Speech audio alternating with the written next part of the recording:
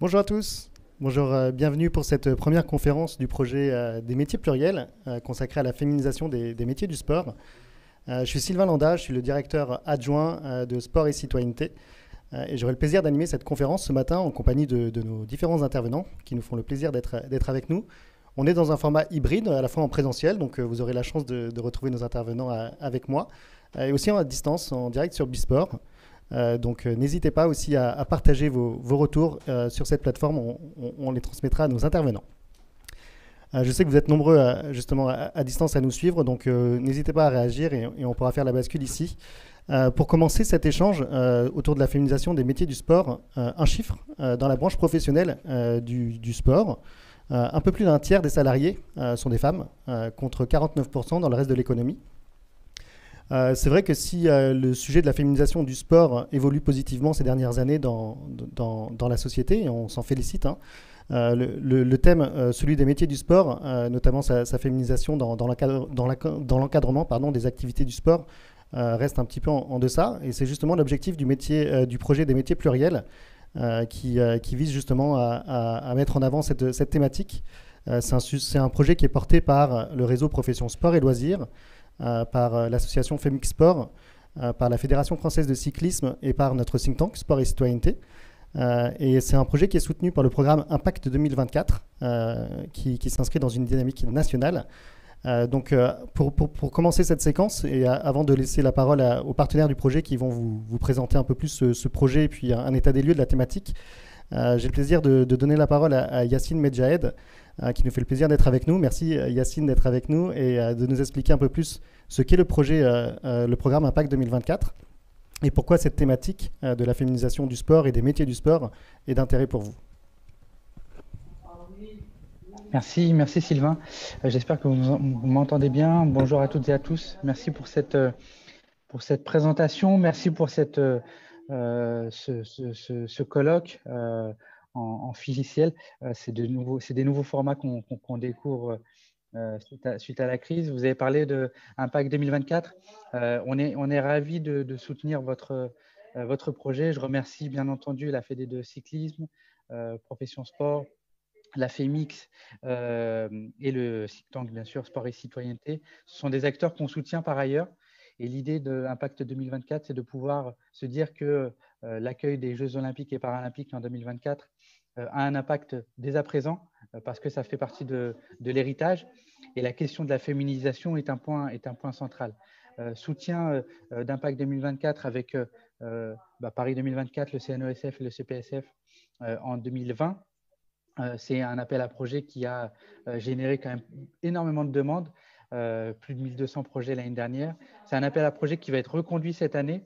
Donc, merci de m'offrir l'opportunité de représenter cet appel à projet qui est ouvert aux associations, aux fédérations, aux collectivités, qui est ouvert actuellement jusqu'au 2 juillet, avec toujours différentes thématiques, que ce soit l'insertion, l'éducation, le développement durable. Mais la question de la féminisation, elle reste un point central dans le développement du sport.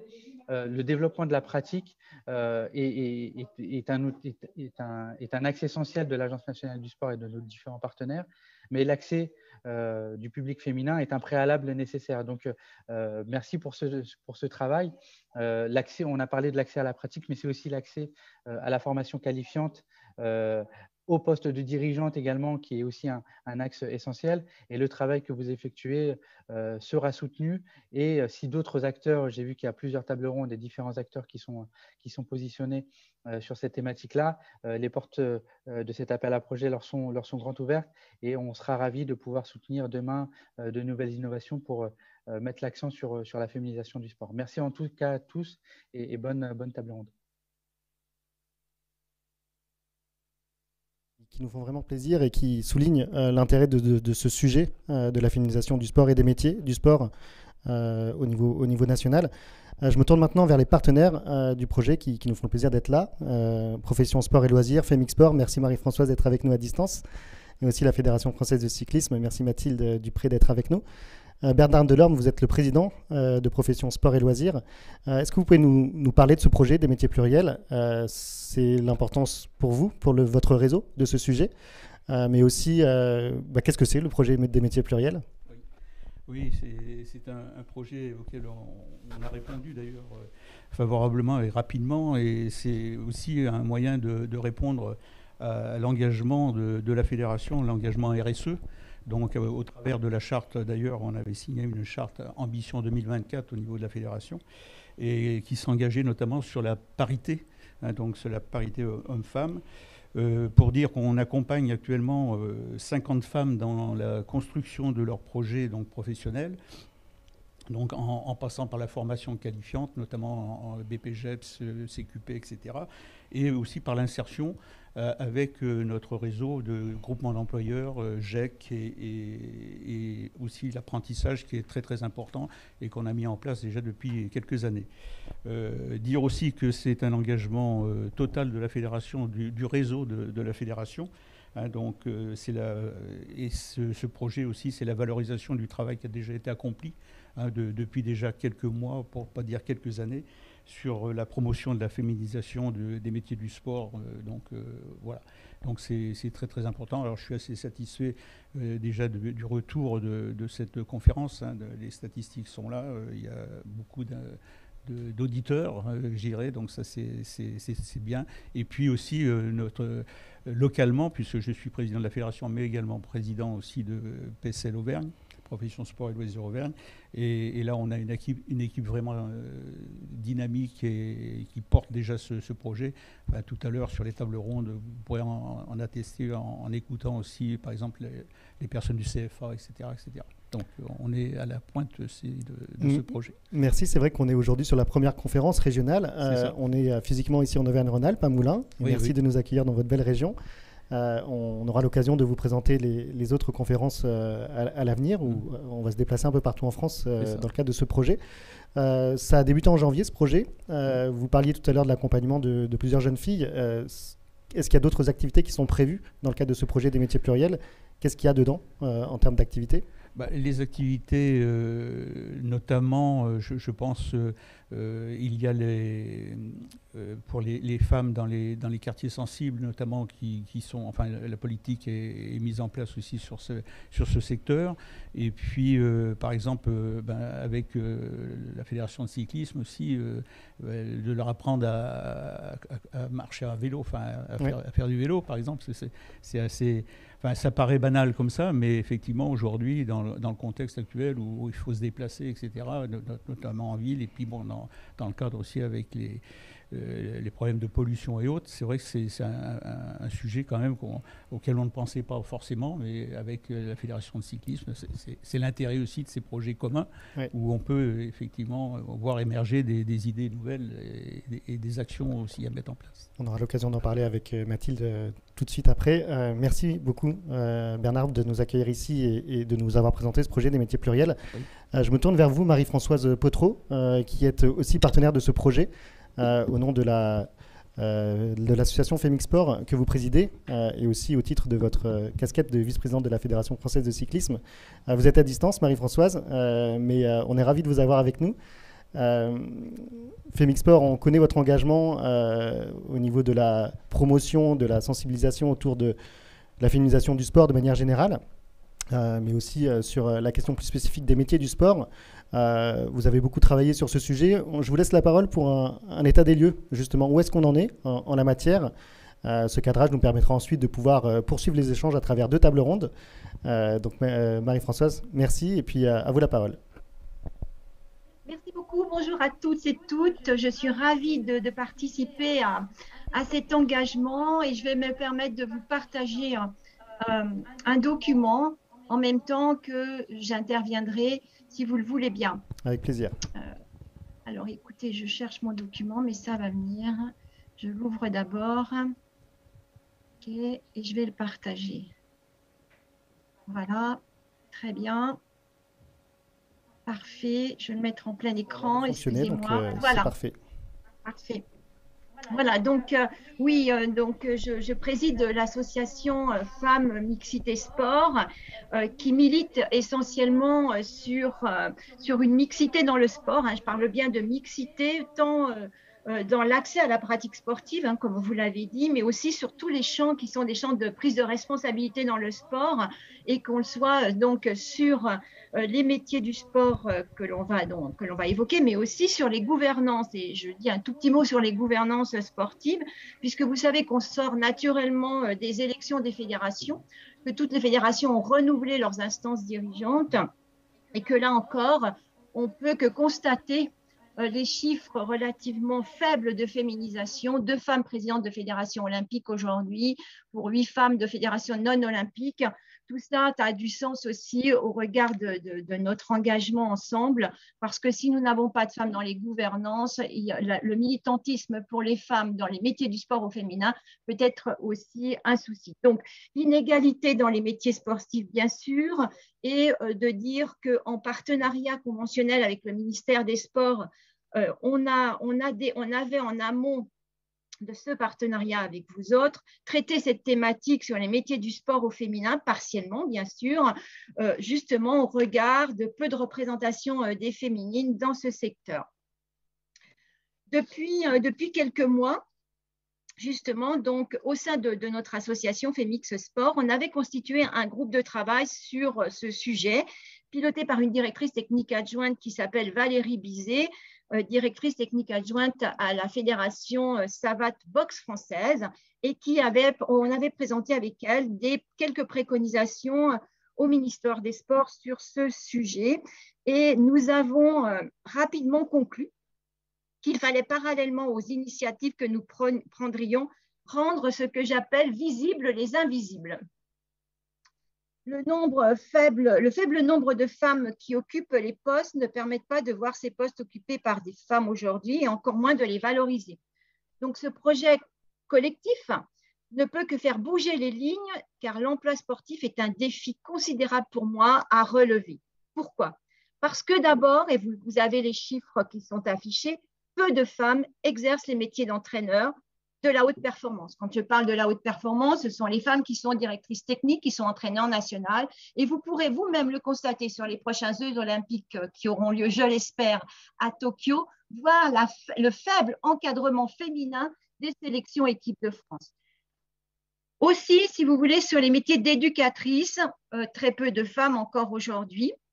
Est-ce que ces métiers ne sont pas suffisamment, je dirais, montrés, visibles?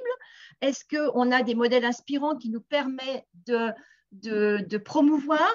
Et puis aussi, est-ce qu'on est dans nos organisations fédérales en capacité d'adapter ce que j'appelle les temps de travail? Et ça, bien sûr, ça ne concerne pas que les femmes aujourd'hui. L'évolution sociétale fait aussi qu'il y a quelque chose à changer, à modifier, comme dans le monde de l'entreprise, pour faire travailler hommes et femmes dans un secteur défini. Donc, et puis aussi, un constat aussi sur les métiers. Alors, on a aussi, en dehors des métiers d'éducateurs sportifs, hein, qui peuvent être sur le secteur privé d'ailleurs, ou sur le secteur des collectivités territoriales. On a un autre champ qui est celui des cadres techniques, c'est-à-dire ministère des Sports aujourd'hui, et sur lequel, encore une fois, on a trop peu de femmes qui sont aujourd'hui, vous voyez que le 18% de cadres techniques, c'est trop peu. 14 femmes directrices techniques aujourd'hui, c'est encore trop peu. Et avec le renouvellement des instances dirigeantes qui s'est opéré ces quelques mois, on voit qu'on n'a pas et qu'on ne va pas progresser sur ces chiffres. Donc, je dis toujours, à l'heure où le sexe féminin représente quand même la moitié de l'humanité, vous savez aussi autant que moi, le sport comporte aujourd'hui que quand même 52% de pratiquantes. Et là, on voit qu'on évolue dans la pratique sportive, et je ne parle pas de pratique compétitive, mais je parle bien de pratiquantes. On a aussi 38,5% de femmes licenciées. Et donc, ça veut dire et on est en constat d'augmentation de ces pourcentages. On a donc 34% de femmes éducatrices, 32% de femmes éducatrices sportives spécialisées dans une discipline. Donc, vous voyez qu'on est sur des chiffres qui sont relativement bas et qui demandent effectivement que l'on s'intéresse au sujet. Donc, c'est pour ça que la question de la mixité dans les métiers est pour moi au cœur des préoccupations, et la féminisation des métiers sportifs est importante, tant le retard est important, et il faut absolument qu'on fasse progresser ce sujet tous ensemble. En effet, et je le disais, toutes les disciplines sportives, vous savez, qui seront présentes aux Jeux Olympiques de Paris 2024, présenteront une épreuve mixte. C'est une nouveauté aussi, hein. D'où la nécessité pour moi d'encadrer cette performance féminine, performance sportive féminine, en la considérant d'abord comme une spécificité, comme unique, d'où le besoin, comme je dis, de re-questionner son encadrement. Et en retravaillant donc depuis la base de la pyramide, c'est-à-dire de l'animation sportive par les animateurs, les animatrices, par les moniteurs, par les monitrices, par les éducateurs, par les éducatrices, je pense que ça passera par là. Et l'excellence sportive demandera aussi qu'on s'intéresse davantage et je dirais avec un coup d'accélérateur sur les postes de conseillère technique, de directrice technique ou d'entraîneur national. Encore une fois, je vous affiche la répartition des cadres techniques, qui est un sujet sur lequel j'étais profondément impliquée, puisque moi-même, j'ai été cadre technique un certain temps à la Fédération française de cyclisme, et puis après, je suis passée dans une autre fédération pour finir sur un poste au ministère.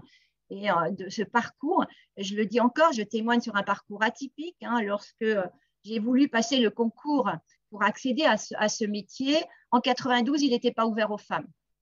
Donc, j'ai un papier collector du ministère des Sports que je garderai toute ma vie, voilà, pour montrer combien il était extrêmement important de continuer à militer et pourquoi mon engagement sur cette cause est aussi important. Voilà, donc aujourd'hui, s'engager dans un métier sportif, je dis toujours, pour une femme en tout cas, je compare ça à une femme qui est chef de chantier et qui rentre dans une réunion justement de travaux.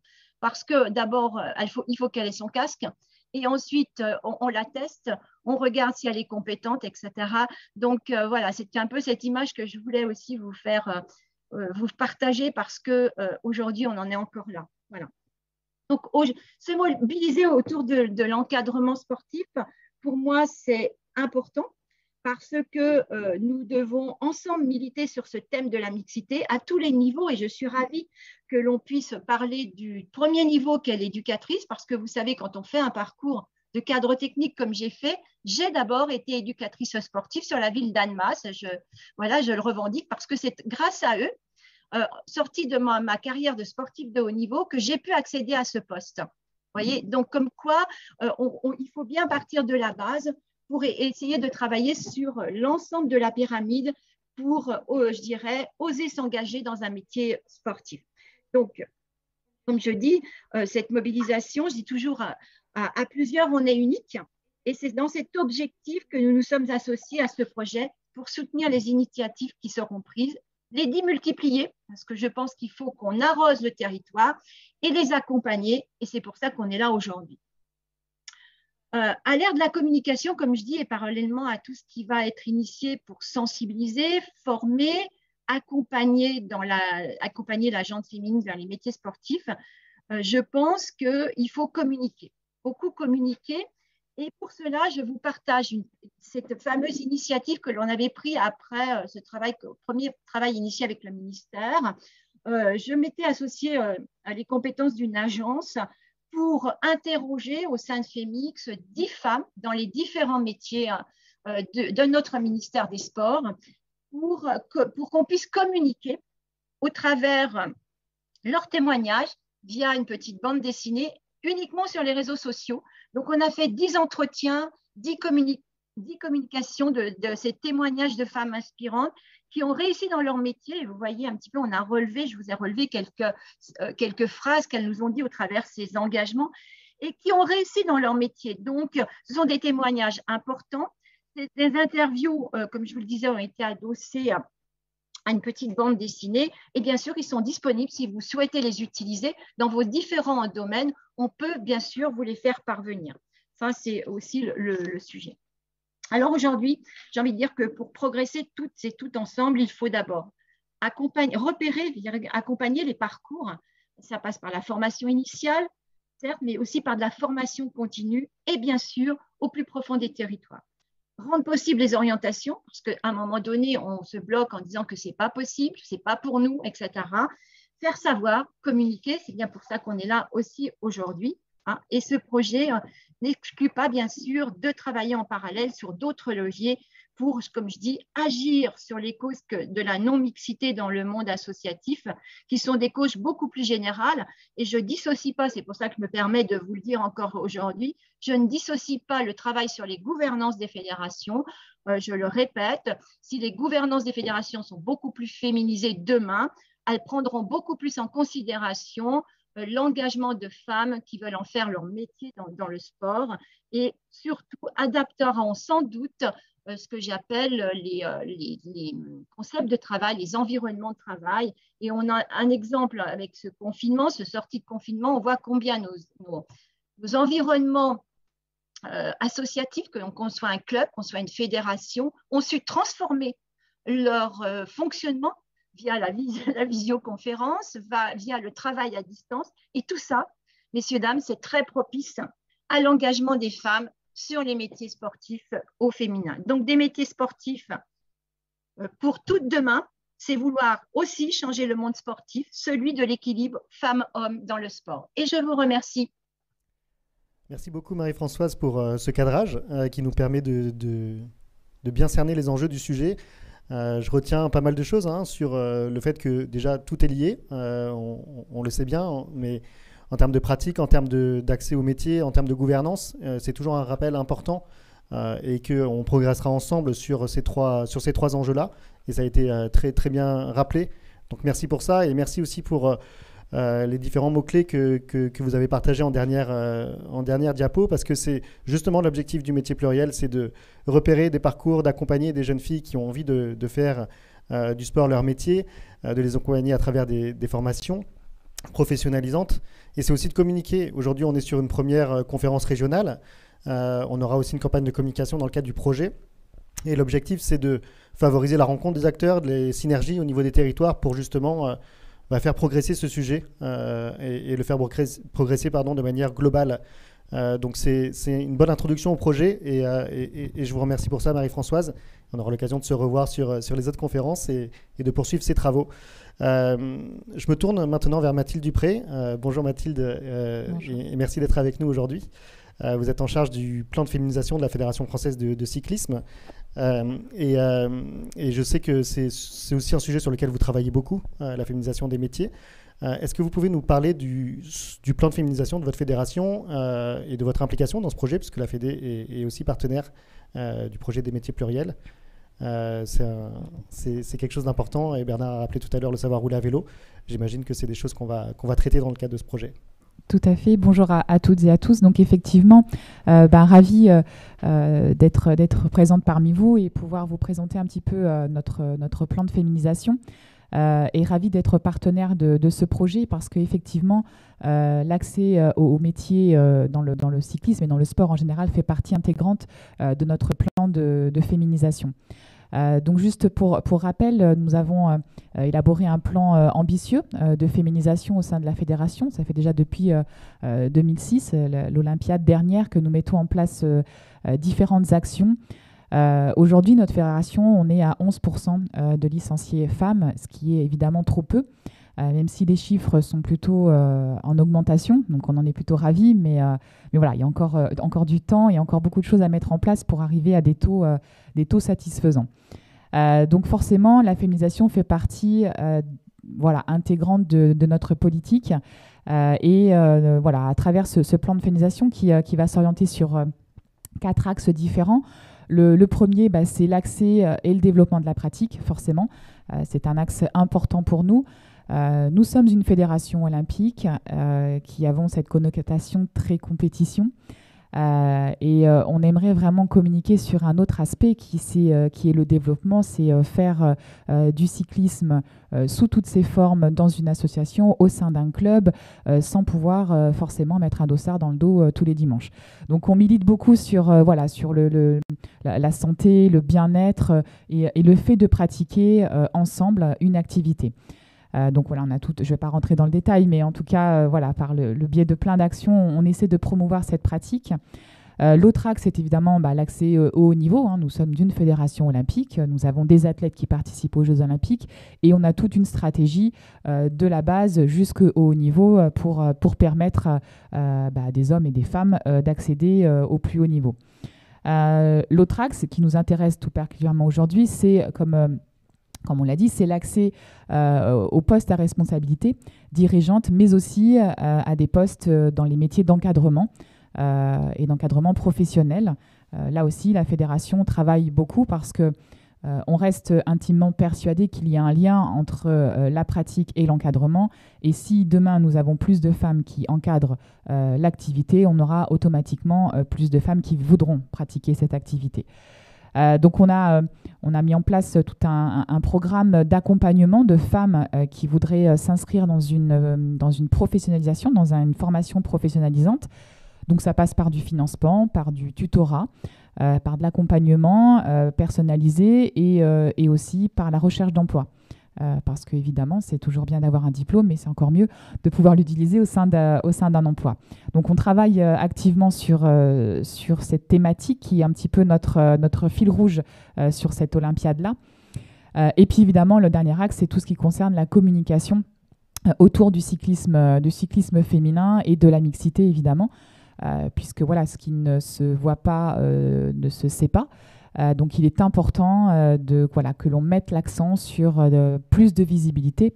Et c'est pour ça qu'on a entamé aujourd'hui un clip promotionnel mettant en avant des femmes dans des métiers autour du cyclisme. Donc ça va être des cadres d'État comme moi, des éducatrices, des entraîneurs, des mécaniciennes. Voilà, toutes ces femmes-là qui gravitent dans ces métiers autour du cyclisme, il est important qu'elles aient une image, une valorisation et qu'on se dise « Ah oui, tiens, effectivement, des femmes peuvent aussi faire ce métier-là et réussir ». Donc pour revenir dans le cadre de ce projet, effectivement, donc la fédération est partenaire et va pouvoir dispenser des formations aux femmes qui souhaiteraient le faire. Donc il y a trois formations distinctes. La formation du savoir rouler, donc ça c'est le projet dont on parle beaucoup en ce moment. Donc l'idée du savoir rouler, c'est, je le rappelle très brièvement, c'est de pouvoir permettre à des enfants de pouvoir pratiquer le cyclisme en toute sécurité et en autonomie sur la voie publique. Donc ça induit tous les aspects techniques de maniabilité qui vont avec. Donc nous, on dispense ce genre de formation à la fédération. La troisième formation, c'est tout ce qui concerne la mobilité et la remise en selle. Donc pareil, c'est une formation qui va permettre à l'encadrant de pouvoir avoir tous les aspects techniques et sécurisants pour pouvoir évoluer en toute sécurité, aller au travail en vélo, reprendre une activité sportive pour certaines ou pour certains. Donc voilà, c'est tout ce qui concerne la mobilité. Et puis, dernier aspect sur les volets formation, c'est le coach, ce qu'on appelle coach santé, pardon. Donc là, avec les nouvelles lois qui sont passées, vous savez que sur ordonnance, on peut pratiquer une activité sportive. Le cyclisme en fait partie. Et cette formation permettra à des futures éducatrices de pouvoir dispenser auprès de femmes ou d'hommes d'ailleurs qui sortent d'une longue maladie ou qui ont cette prescription médicale-là et de pouvoir le faire en toute bienveillance. Voilà. Merci beaucoup. Merci. En effet, ce sont des compétences aujourd'hui qu'on recherche sur tout un tas de métiers aujourd'hui. Et c'est vrai que dans le cadre du projet, et je pense que c'est ce qui fait la force aussi du projet, c'est de pouvoir proposer des choses qui sont recherchées et qui sont importantes en termes de développement. Vous avez parlé de la mobilité à vélo, de l'aspect sport santé. Je pense que ce sont des domaines sur lesquels les champs des métiers du sport doivent aussi intervenir. Et c'est toute la force du projet des métiers pluriels que justement de faire en sorte que les jeunes filles aient la connaissance déjà de ces formations et qu'elles soient accompagnées dans ces structures, dans ces filières. Donc c'est ce que le projet des métiers pluriels se propose avec l'appui de Profession Sport dans l'accompagnement, l'appui de la fédération dans la formation et l'appui aussi de l'association Femix et de Sport et Citoyenneté dans la communication et dans la valorisation. Merci pour ce cadrage du projet et merci pour nous avoir présenté l'ambition de ce projet qui en est donc à son début mais qui est parti sur des bons rails. Merci beaucoup Monsieur Bernard Delorme d'être avec nous et d'avoir pu présenter ce projet. Merci Mathilde aussi pour avoir présenté ça au niveau de la Fédération française de cyclisme. Je vous propose maintenant d'accueillir les futurs intervenants de notre première table ronde. Ils vont s'installer derrière moi, donc je vais vous présenter en attendant comment va se dérouler le reste de la matinée. Donc nous aurons 2 tables rondes successives. D'abord la première qui parlera des enjeux de la féminisation des métiers sur le territoire Auvergne-Rhône-Alpes, qui nous concerne aujourd'hui. Et sur la deuxième table ronde, nous aurons une présentation de certains dispositifs qui sont portés par les acteurs du territoire et qui permettent d'accompagner les jeunes, et notamment les jeunes filles, dans l'accès au métier du sport. Et aussi l'ambition de ces conférences, c'est de permettre la rencontre entre ces acteurs et les synergies entre elles pour justement permettre, comme le disait Marie-Françoise en introduction, de pouvoir irriguer les territoires et de pouvoir faire en sorte que partout en France, des initiatives se mettent en place pour favoriser justement l'accès des femmes et des jeunes filles au métier du sport. Donc sur cette première table ronde, je vois qu'elles se sont installées, donc c'est parfait. Merci, bonjour à tous et merci d'être avec nous pour cette première table ronde. Je vais vous présenter justement pour débattre de ces enjeux. On a vu en introduction quelques chiffres où la filière sportive était un petit peu en retard en termes de féminisation par rapport à d'autres branches professionnelles et le reste de l'économie. On va parler de ces sujets aujourd'hui avec Laurie Chemonté. Je rappelle que vous êtes déléguée départementale aux droits des femmes et pour le département de l'Allier. Bonjour Laurie, merci d'être avec nous. Bonjour Eliette Poyer, vous êtes conseillère en insertion professionnelle au CIDFF. Je vais vous laisser décliner l'acronyme, comme ça je ne me tromperai pas. Oui, bonjour. Donc Eliette Poyer, qui suis conseillère en insertion professionnelle au Centre d'information sur le droit des femmes et des familles de l'Allier, donc le CIDFF. CIDFF, merci beaucoup, vous m'avez sauvé la vie. Madame Florence Barba aussi avec nous, bonjour. Encore un acronyme, je vais vous laisser le dire, comme ça sera plus simple. Donc je suis professeure de sport et adjointe au chef du nouveau service départemental à la jeunesse, à l'engagement et au sport. Merci beaucoup d'être avec nous, Madame Barba. Monsieur Argentieri, bonjour. Merci Bonjour. d'être avec nous aussi aujourd'hui. Vous êtes DGS, directeur général des services de la ville de Ghana. Celui-là, je le connais. C'est ça. Ville de Ghana, donc en Allier, 6 000 habitants, je crois. C'est exactement ça, dans le sud du département, à la frontière du Nord-Puy-de-Dôme. Une ville sportive. Ville active et sportive, tout à fait. Merci d'être avec nous et pour pouvoir débattre de ces sujets. Et avec nous aussi Stéphanie Maître. Bonjour. Bonjour. Bonjour Stéphanie. On aura la chance et le plaisir d'avoir votre témoignage en fin de séquence. Vous êtes éducatrice sportive, vous travaillez au Clermont Foot 63, je crois, qui vient d'être promu en Ligue 1 de football professionnel, donc félicitations. Merci. Et vous nous présenterez un peu votre parcours et aujourd'hui ce que vous faites au club. Et ça sera intéressant d'avoir votre témoignage après ce qu'on s'est dit en préambule et ce qu'on se dira sur cette table ronde sur peut-être les enjeux, les freins, les représentations qu'on porte au métier du sport aujourd'hui. Merci d'être avec nous. Pour commencer ce débat, je me tourne vers vous, Laurie. Laurie Chemonté, vous êtes donc la déléguée départementale sur les questions des droits des femmes. Je vous laisse nous parler justement de votre engagement autour du sport. Est-ce que vous êtes plutôt en phase avec le constat qui a été posé en introduction sur un état des lieux un peu en défaveur des femmes dans le domaine? Je vous laisse la parole. On est heureux de vous avoir avec nous. Oui, merci beaucoup. Alors effectivement, je ne vais pas contredire ce qui a été dit, les constats qui ont été faits. Les chiffres, ils vous ont été donnés. Donc j'espère qu'ils ont aussi soulevé un certain nombre d'étonnements ou de réflexions auprès de vous. Donc une mauvaise nouvelle que je confirme, les inégalités sociales, elles se retrouvent dans le sport. Le sport n'est pas une bulle dans laquelle on aurait une égalité parfaite qu'on ne retrouverait pas dans la société. Ça, c'est pas moi qui le dis, c'est l'INSEE. Je vous invite à prendre connaissance de cette enquête de 2017 sur la pratique sportive des Français qui vraiment met en exergue cette inégalité, plus spécifiquement dans le milieu du sport, et permet aussi de comprendre pourquoi. Donc c'est un peu le sens de mon intervention. Je ne vais pas reprendre les chiffres qui vous ont déjà été présentés, qui étaient très intéressants. C'est de voir d'où viennent ces inégalités-là qu'on retrouve dans le milieu du sport. Donc c'est l'INSEE aussi qui détaille un peu tout ça. Il y a vraiment deux facteurs majeurs, le principal étant les stéréotypes de genre, encore et toujours. On a une enquête de 2014 qui montre qu'une personne sur deux adhère à l'idée selon laquelle certains sports conviennent mieux aux filles qu'aux garçons. Donc une personne sur deux. De ce fait, l'activité sportive choisie par les enfants ou les parents, elle est très souvent liée aux valeurs qui sont aussi véhiculées par ce sport-là.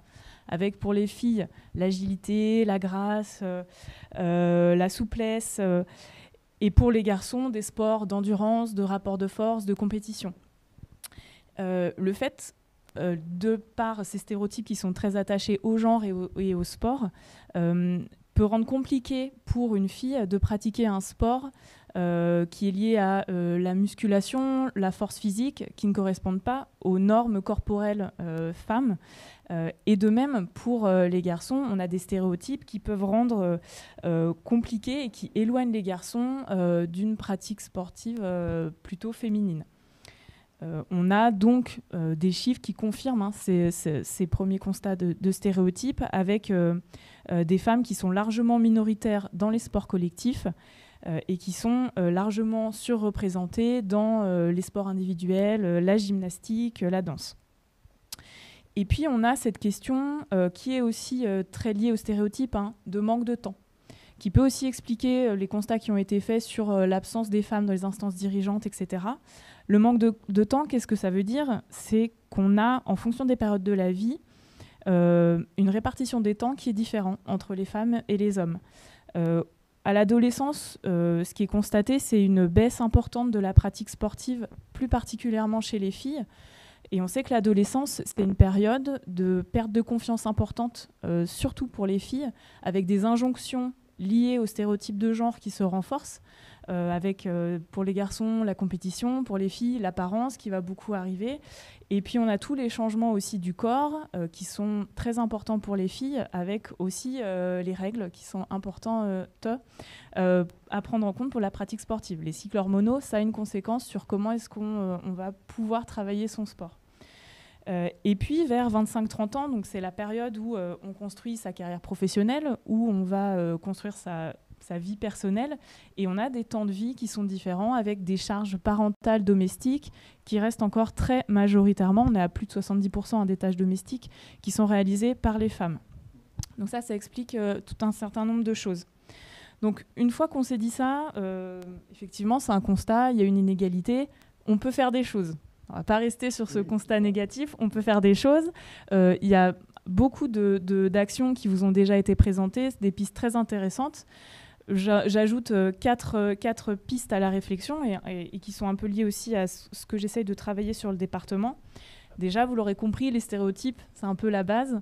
Donc, c'est de lutter contre les stéréotypes dès le plus jeune âge pour élargir le champ des possibles et que toute fille, tout garçon puisse avoir l'embarras du choix dans sa carrière professionnelle, dans sa carrière sportive, dans sa pratique sportive, qu'elle soit professionnelle ou de loisir. Dès le plus jeune âge, c'est quel âge justement? Dès le plus jeune âge, ça veut dire qu'on a une expérimentation sur le département d'accompagnement d'une crèche pour lutter contre le fait de véhiculer des stéréotypes et de solliciter de manière différenciée les filles et les garçons en fonction de leur sexe. On a des études sociologiques là-dessus qui montrent qu'en fonction même du sexe du bébé, on va le solliciter différemment. Donc c'est des choses qui s'amplifient tout au long de la vie. Donc première piste, il y en a 4 au total, je vais être rapide. Deuxième piste, bien sûr, favoriser la mixité des métiers, mixité des pratiques sportives auprès des jeunes, auprès du grand public. Pour la mixité professionnelle, on a beaucoup d'actions avec différents partenaires là-dessus. Pour n'en citer qu'une, j'ai un partenariat avec la Chambre de métier de l'artisanat, avec mes collègues de la DETS-PP, Direction Emploi, Solidarité, Travail, de l'Allier, pour un peu bousculer les a priori sur les métiers de l'artisanat. Mais ça, ce sont des actions qui peuvent se faire sur tout un tas de métiers. Il y a beaucoup d'initiatives dans ce sens-là. Troisième piste, c'est, on l'a dit, de valoriser la pratique sportive par les filles, les métiers du sport par les femmes, d'encourager la pratique sportive, la compétition, les sports collectifs, et la professionnalisation auprès des filles, spécifiquement. Le fait d'avoir des actions qui sont neutres, entre guillemets, peut un peu continuer à véhiculer ces stéréotypes-là et mettre de côté cette cible qu'on essaye de rattraper dans ces métiers-là, dans ces pratiques-là. Donc l'une des solutions que vous préconisez, c'est justement de vous adresser spécifiquement aux jeunes filles sur ce type de campagne qui peut concerner les métiers de l'artisanat, par exemple, mais pourquoi pas les métiers du sport aussi? En fait, oui. Un levier important pour vous? il y a deux approches. Classiquement, on parle d'approche spécifique, d'approche intégrée. Et lorsqu'on veut travailler sur l'égalité, on ne peut pas se passer de l'une ou de l'autre. Donc on a l'approche intégrée, qui est de dire que dans tout ce qu'on va faire, on va toujours avoir l'égalité en tête au début, au milieu, à la fin d'un projet. Et l'approche pour tout projet, pour tout public, mais toujours avec cette dimension égalité.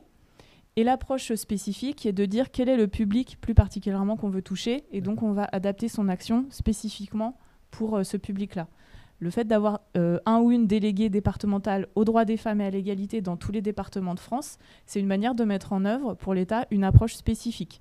Et le fait d'obliger tous les services de l'État à prendre en compte l'égalité dans toutes les politiques publiques, c'est une obligation légale, ça c'est une approche intégrée de l'État, pour illustrer.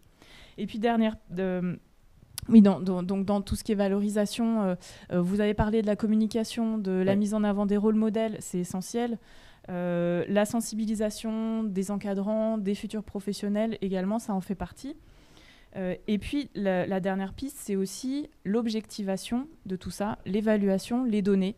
Sans données, on ne peut pas savoir si l'action que l'on mène, elle est efficace, si on arrive à toucher tous les publics et si on mène des politiques qui permettent d'aboutir à cette égalité-là.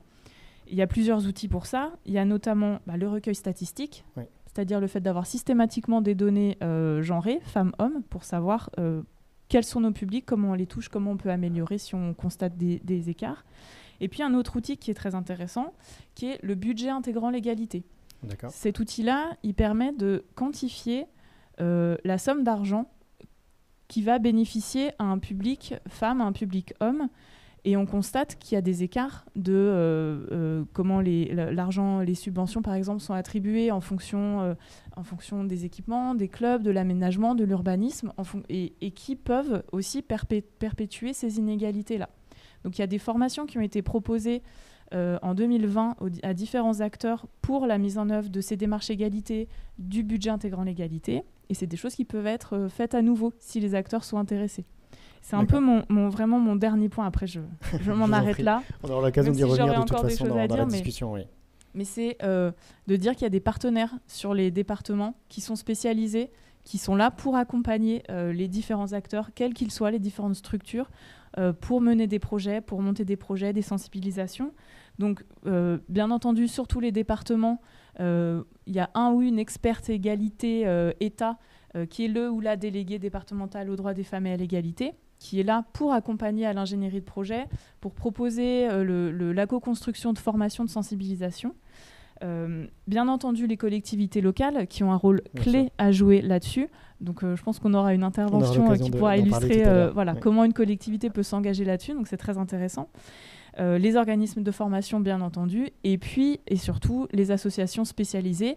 On a la présence du CIDFF aujourd'hui, c'est crucial, et de la même manière, les CIDFF sont présents sur l'ensemble du territoire. Donc là aussi, c'est un partenaire que dans tous les territoires, on peut mobiliser pour mener des projets et avoir cette action ciblée pour ramener un peu d'égalité dans le sport. Merci beaucoup pour ce cadrage et sur la présentation de ce que vous faites aussi sur le territoire. L'objectif de ces conférences, c'est aussi cette mise en synergie. Je sais que beaucoup de choses se font sur les territoires et qu'ils n'attendent pas ce projet pour le faire. Mais si on peut aussi accélérer à travers ce type de projet, la rencontre, le développement de projets, c'est aussi l'ambition de ce projet. Des métiers pluriels. Et merci pour cette transition vers le CIDFF. Madame Poyer, bonjour. Oui, bonjour. Merci pour ça. Est-ce que vous pouvez nous représenter votre organisation et comment vous mobilisez aussi le sport dans un parcours d'insertion professionnelle, notamment vers le public féminin, parce que je sais que ce n'est pas que votre public, mais que vous centralisez quand même principalement vos actions aussi sur ce public-là. Je vous laisse la parole et puis on aura l'occasion ensuite de revenir avec vous, Madame Chaumonté, et puis l'ensemble des intervenants sur les différents points. Alors pour vous présenter rapidement le CIDF, donc le Centre d'information sur le droit des femmes et des familles, c'est une association donc départementale. Nous faisons partie d'un réseau national et donc dans chaque département, il y a une association comme la nôtre. Nos missions principales sont d'accueillir, d'informer, d'orienter le public. Alors en priorité les femmes, mais également les hommes. Droits des femmes et des familles, les hommes sont inclus dans le terme de famille. Donc voilà, on les accueille bien évidemment au même titre que les femmes, même si notre public prioritaire sont les femmes, et les femmes, puisque la volonté est de les accompagner, de les aider à être informées sur leurs droits et jouir de leurs droits. Alors au CIDF, nous menons une action cette année qui s'appelle Tout Sport, qui est portée par notre fédération et qui se développe sur 25 territoires et qui a pour objectif d'accompagner les femmes à la pratique physique, voire sportive, et les amener justement à prendre confiance en elles, à se mobiliser, à travailler l'articulation des temps de vie, justement. Effectivement, il y a les tâches domestiques et les tâches parentales sont fortement sur leurs épaules, donc là, ça leur demande aussi de s'organiser. Ça permet de travailler la santé, ça permet de travailler l'appropriation du milieu, des lieux locaux. Donc voilà, notre souhait est d'amener donc particulièrement ces femmes à l'activité sportive. Est-ce que c'est un public qui est éloigné de la pratique et du sport de manière générale, ou c'est un public qui est sensible? Est-ce que vous arrivez déjà à catégoriser un peu le rapport au sport des publics que vous accueillez? Oui, alors effectivement, c'est un public donc en insertion professionnelle que j'accompagne, ou même en insertion sociale, donc plutôt éloigné de l'emploi, éloigné des activités de loisirs et donc de sport. Et donc, votre objectif, c'est de mobiliser le sport dans une démarche globale, j'imagine, de réappropriation, vous disiez, un peu d'estime de soi, du corps, de l'environnement de vie. Et en quoi le sport est un outil intéressant pour vous, parce que j'imagine que vous traitez aussi d'autres leviers, vous utilisez d'autres leviers pour cela. Pourquoi le sport? Alors pourquoi le sport? Parce qu'effectivement, on se rend compte que le sport permet de reprendre confiance en soi, de tisser des liens, d'avoir donc des liens sociaux, des liens amicaux, de permettre de se mobiliser d'une façon générale. Et on peut transférer cette mobilisation à l'insertion sociale et professionnelle. Quand une femme intègre une formation ou retrouve un emploi, là aussi, il faut qu'elle s'organise. Il faut qu'elle mette en mouvement sa famille, la répartition des tâches domestiques, rendre les enfants autonomes ou pour les plus petits, organiser le mode de garde des enfants. Et justement, ce projet vous a permis peut-être de vous mettre en lien avec les acteurs du sport du territoire, ou vous remettre en lien, parce que vous aviez sûrement des liens déjà. Oui. Est-ce que justement vous trouvez l'intérêt de ce type de démarche et l'intérêt des métiers du sport aussi dans votre travail au quotidien? Oui, alors nous avons eu l'opportunité et la chance de rencontrer effectivement Profession Sport et Loisirs, avec qui nous avons pu échanger sur nos projets, et nous avons mis en place notre partenariat pour amener donc les femmes à pourquoi pas envisager une insertion, une professionnalisation, une formation dans les métiers du sport.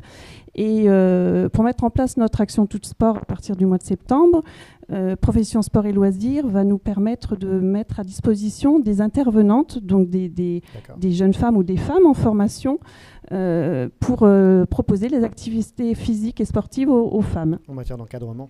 Voilà, tout à fait, oui.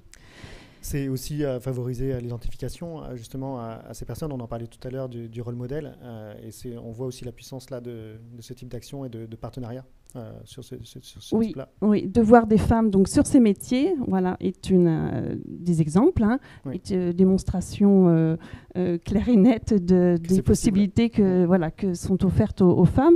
Et encore une fois, c'est travailler sur les représentations. Parce que même les femmes elles-mêmes se mettent des freins, du fait de stéréotypes que nous avons déjà évoqués.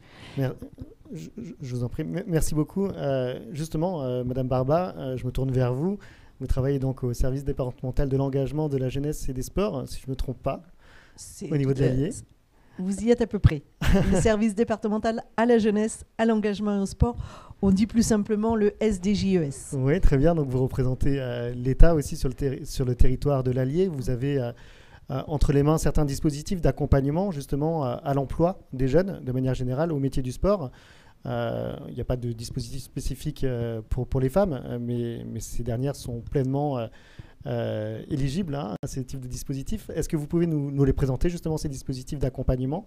On sait que la période qu'on traverse est compliquée pour les associations sportives, que le plan de relance aussi met un gros focus sur la question des métiers. Qu'est-ce que vous faites justement pour favoriser l'emploi des jeunes dans ce type-là? Alors effectivement, je crois qu'il faut partir d'un constat qui a déjà été explicité tout à l'heure, présenté tant par le conseiller de l'ANS que par la présidente de Femix Sport. Le constat est le suivant, c'est qu'on a arrêté la pratique sportive pendant quasi un an. Vous savez que les gymnases ont fermé, les salles de sport ont fermé.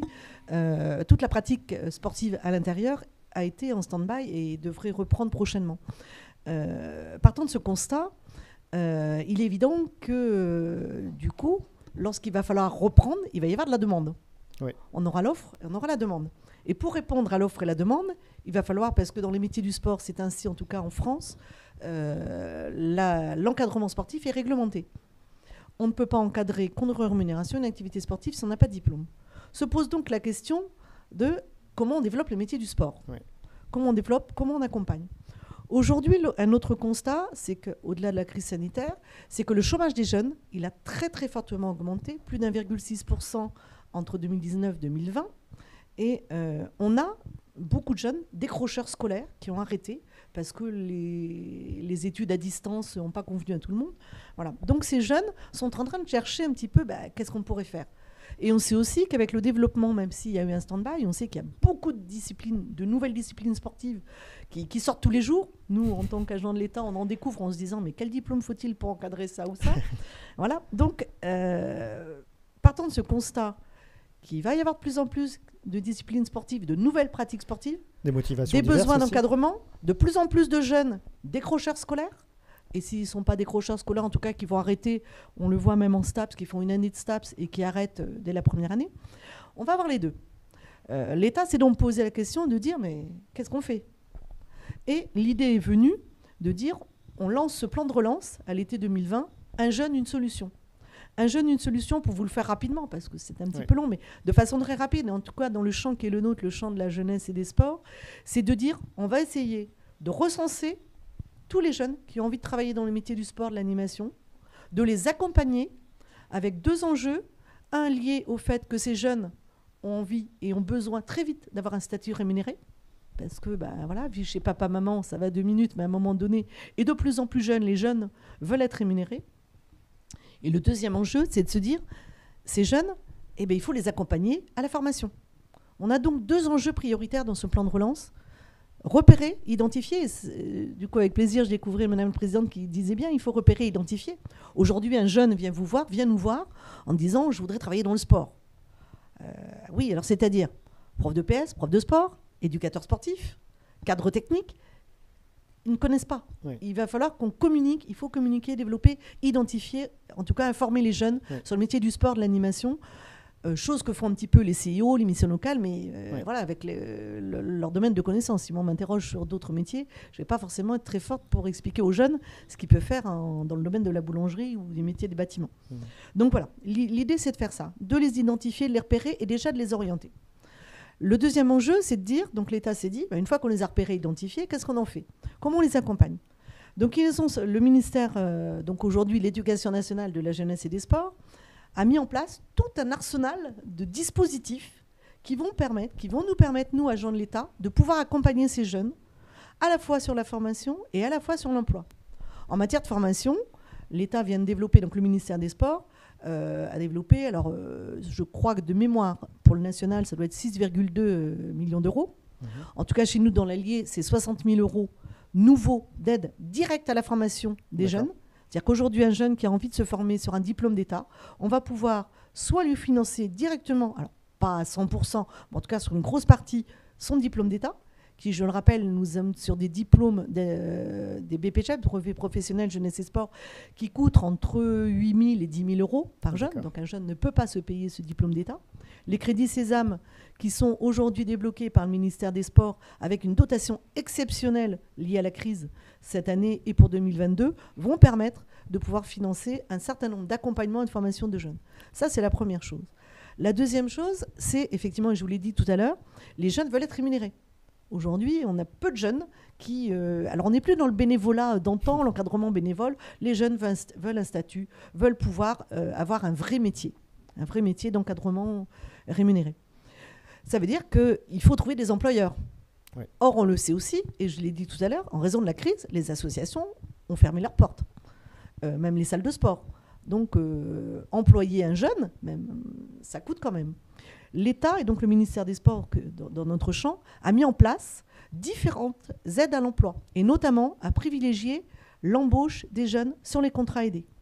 Puisque vous savez, et ça vient d'être renouvelé encore jusqu'au 31 décembre 2021, par exemple, il y a 8 000 € d'aide directe à l'embauche d'un jeune en contrat d'apprentissage. Oui.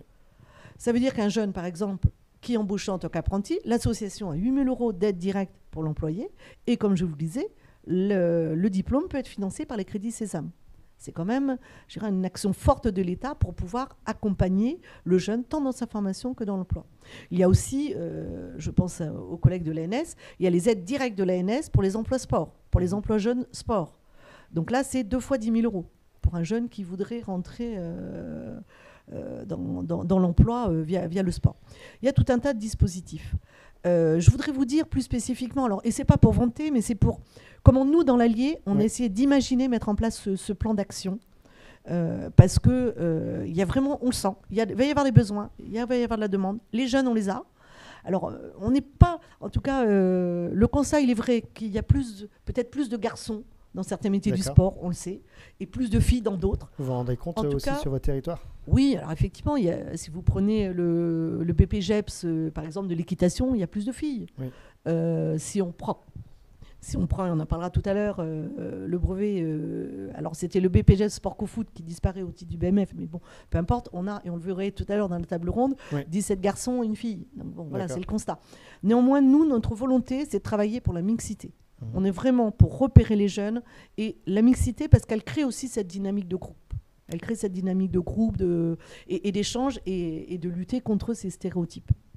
Donc dans l'Allier, pour vous dire comment on a souhaité travailler nous, on est parti donc du fait de se dire il faut, on va profiter des aides de l'État, enfin en tout cas mettre en œuvre puisqu'on nous demande, voilà, l'État a mis de l'argent sur la table, pas à dépenser n'importe comment, il faut leur rendre des comptes. Et on s'est dit comment on s'y prend. D'abord, on s'est dit que tout seul, l'État, voilà, vous savez qu'au niveau du nombre de conseillers, on n'est pas très nombreux. On a par exemple 2 professeurs de sport pour le département, donc c'est très peu. Oui. On s'est dit il faut qu'on s'allie de partenaires. Donc les partenaires, on les a très vite identifiés. On a un groupement d'employeurs qui est Profession Sport Loisirs sur le département, avec qui on travaillait, parce que vous savez qu'au départ, elles étaient d'ailleurs ces associations, elles émanent directement du ministère des Sports. On a la possibilité de travailler avec les collectivités, qui sont qu'on a déjà via les actions, plan mercredi, et ainsi de suite. Et on s'est dit, mais comment on met en place tout ça ? On a créé ce groupe, donc vraiment ce réseau, État, collectivité et partenaires, donc via le groupement d'employeurs qui recense lui aussi et travaille déjà avec les associations. Et on a travaillé en 3 temps. Le premier, c'était dire, on va repérer les jeunes. Alors, comment on repère les jeunes qui ont envie de bosser dans le métier du sport et de l'animation ? Eh bien, on s'est adressé auprès des prescripteurs. Donc, on a demandé, nous, au groupement d'employeurs, qui aujourd'hui, d'ailleurs, est devenu un GEC, groupement d'employeurs insertion qualification, on leur a dit, il faut que vous travailliez auprès des missions locales, auprès de Pôle emploi, enfin, de toutes les structures des points information jeunesse, qui recensent les jeunes qui ont envie de travailler dans le métier du sport et de l'animation, qui peuvent être des jeunes décrocheurs scolaires, qui peuvent être des jeunes des quartiers prioritaires politiques de la ville. On a aussi cet enjeu-là, de développer l'emploi. On sait que dans les quartiers QPV, il y a de la demande, mais que les jeunes sont un peu isolés dans leur quartier. Oui. Donc, on a travaillé ce premier temps-là, en tout cas, de recenser les jeunes. La deuxième chose, c'était de dire, on va voir avec eux, du coup, leur orientation. Qu'est-ce qu'ils veulent faire comme diplôme, comment on peut. Et le troisième enjeu, qui là n'est pas des moines, c'est de dire maintenant, comme ils veulent être rémunérés, il faut qu'on travaille ensemble pour leur trouver des employeurs. L'enjeu dans l'Allier, nous, on a un département rural. Oui. On sait qu'aujourd'hui, une collectivité, alors à part les 3 communautés d'agglomération, mais toutes les autres collectivités et les associations ne peuvent pas employer seules. Oui. Donc on a mis en place, et on n'a même pas attendu le plan de relance, puisque on en est à la 4e année, nous. On a travaillé sur un projet qui s'appelle Passer le Cap. Et Passer le Cap, c'est le développement d'emplois mutualisés entre collectivités et associations. Notamment, pour exemple, un jeune, aujourd'hui, travaille, donc en contrat, on a pris le contrat d'apprentissage en support, puisque je vous l'ai dit, c'est le contrat le plus aidé. Donc ce jeune, il va travailler en encadrement sportif dans le club le soir, et la journée, il est sur la collectivité, par exemple le mercredi sur le centre de loisirs ou les vacances. Donc le jeune, on a son contrat, il a donc son statut d'apprenti rémunéré, et il a la formation pour pouvoir passer son diplôme d'État. Et on a aussi, du coup, coup, pour vous dire comment on utilisait, nous, nos crédits Sésame. Oui. Les crédits Sésame, on a fait le choix dans l'Allier de pouvoir les proposer, pour proposer à l'ensemble de tous les jeunes qu'on a identifiés, repérés, une préqualification préparatoire au métier du sport et l'animation en amont de la formation diplômante. On s'aperçoit de la même façon qu'à l'école, les jeunes qui rentrent directement sur un BPGEPS, diplôme d'État, pour certains peuvent décrocher très vite parce qu'il faut quand même s'il faut, le bac suffit, on s'aperçoit que ces jeunes sont en difficulté. Donc nous, en amont, on a mis en place 3 mois de préqualification à l'entrée en formation et les crédits Sésame nous ont permis de pouvoir financer toute cette préqualification dans laquelle il y a une préparation à l'oral, une remise à niveau à l'écrit, une situation, moi j'interviens par exemple je leur explique ce qu'est une collectivité, ce qu'est une institution, service de l'État. Ce qui veut dire que quand ces jeunes rentrent en formation diplôme d'État, ils sont déjà prêts. Oui. Ils sont prêts. Voilà. Donc ça, c'est ce dispositif passer le cap. Merci. On voit qu'il y a beaucoup de points clés, d'identifier les publics, de les orienter, de les accompagner et de mutualiser aussi les emplois. C'est une réponse aussi à un frein qu'on constate dans la branche sport. C'est souvent des emplois qui sont un peu morcelés avec plusieurs employeurs.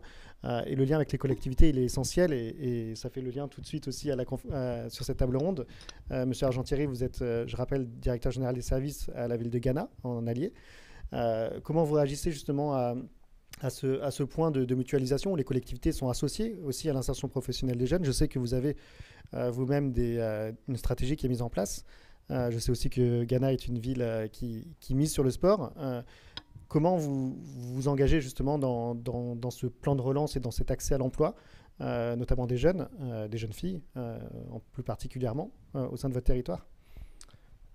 Tout d'abord, merci de m'inviter. Je remarque en préambule que je suis le représentant de la gente masculine sur cette table ronde et c'est important pour moi parce que les interventions que nous avons eues précédemment montrent à quel point, en tant qu'hommes, nous devons nous investir sur ces questions qui ne sont pas réservées aux femmes, en tant qu'homme au niveau professionnel, mais également en tant que mari et en tant que père de famille.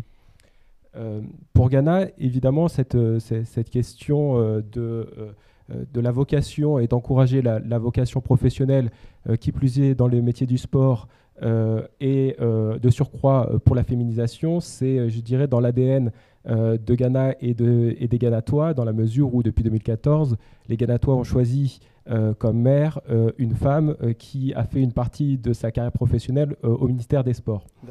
La stratégie qui est mise en place sur Gannat depuis, je dirais, 5 ans, elle se décline en 3 étapes. La première, c'est d'investir de manière significative dans les équipements sportifs. De nombreux équipements sportifs sur une ville de 6 000 habitants, que ce soit des équipements couverts mais également extérieurs, dont certains sont en accès libre, parcours de santé, des projets également de sport de glisse urbaine autour de type skatepark, un équipement nautique qui sera, j'imagine, je l'espère et on l'espère, rénové dans quelques années. Et ces équipements, pour certains, je pense à des terrains de paddle qui ont été construits très récemment, 2, sont ensuite, une fois l'investissement fait, confiés dans leur gestion aux associations. Et là, en l'occurrence, sur le terrain de paddle, au club de tennis. Ce qui suscite, pour le coup, effectivement, de l'activité pour les associations. Et le deuxième étage du coup de la fusée, si je puis dire, c'est effectivement d'accompagner cette fois les associations dans la création et la pérennisation de métiers du sport. D'accord. L'accompagnement, c'est d'abord et avant tout effectivement un accompagnement financier. La stratégie de la municipalité il y a 5 ans, c'est de sacraliser une enveloppe des subventions.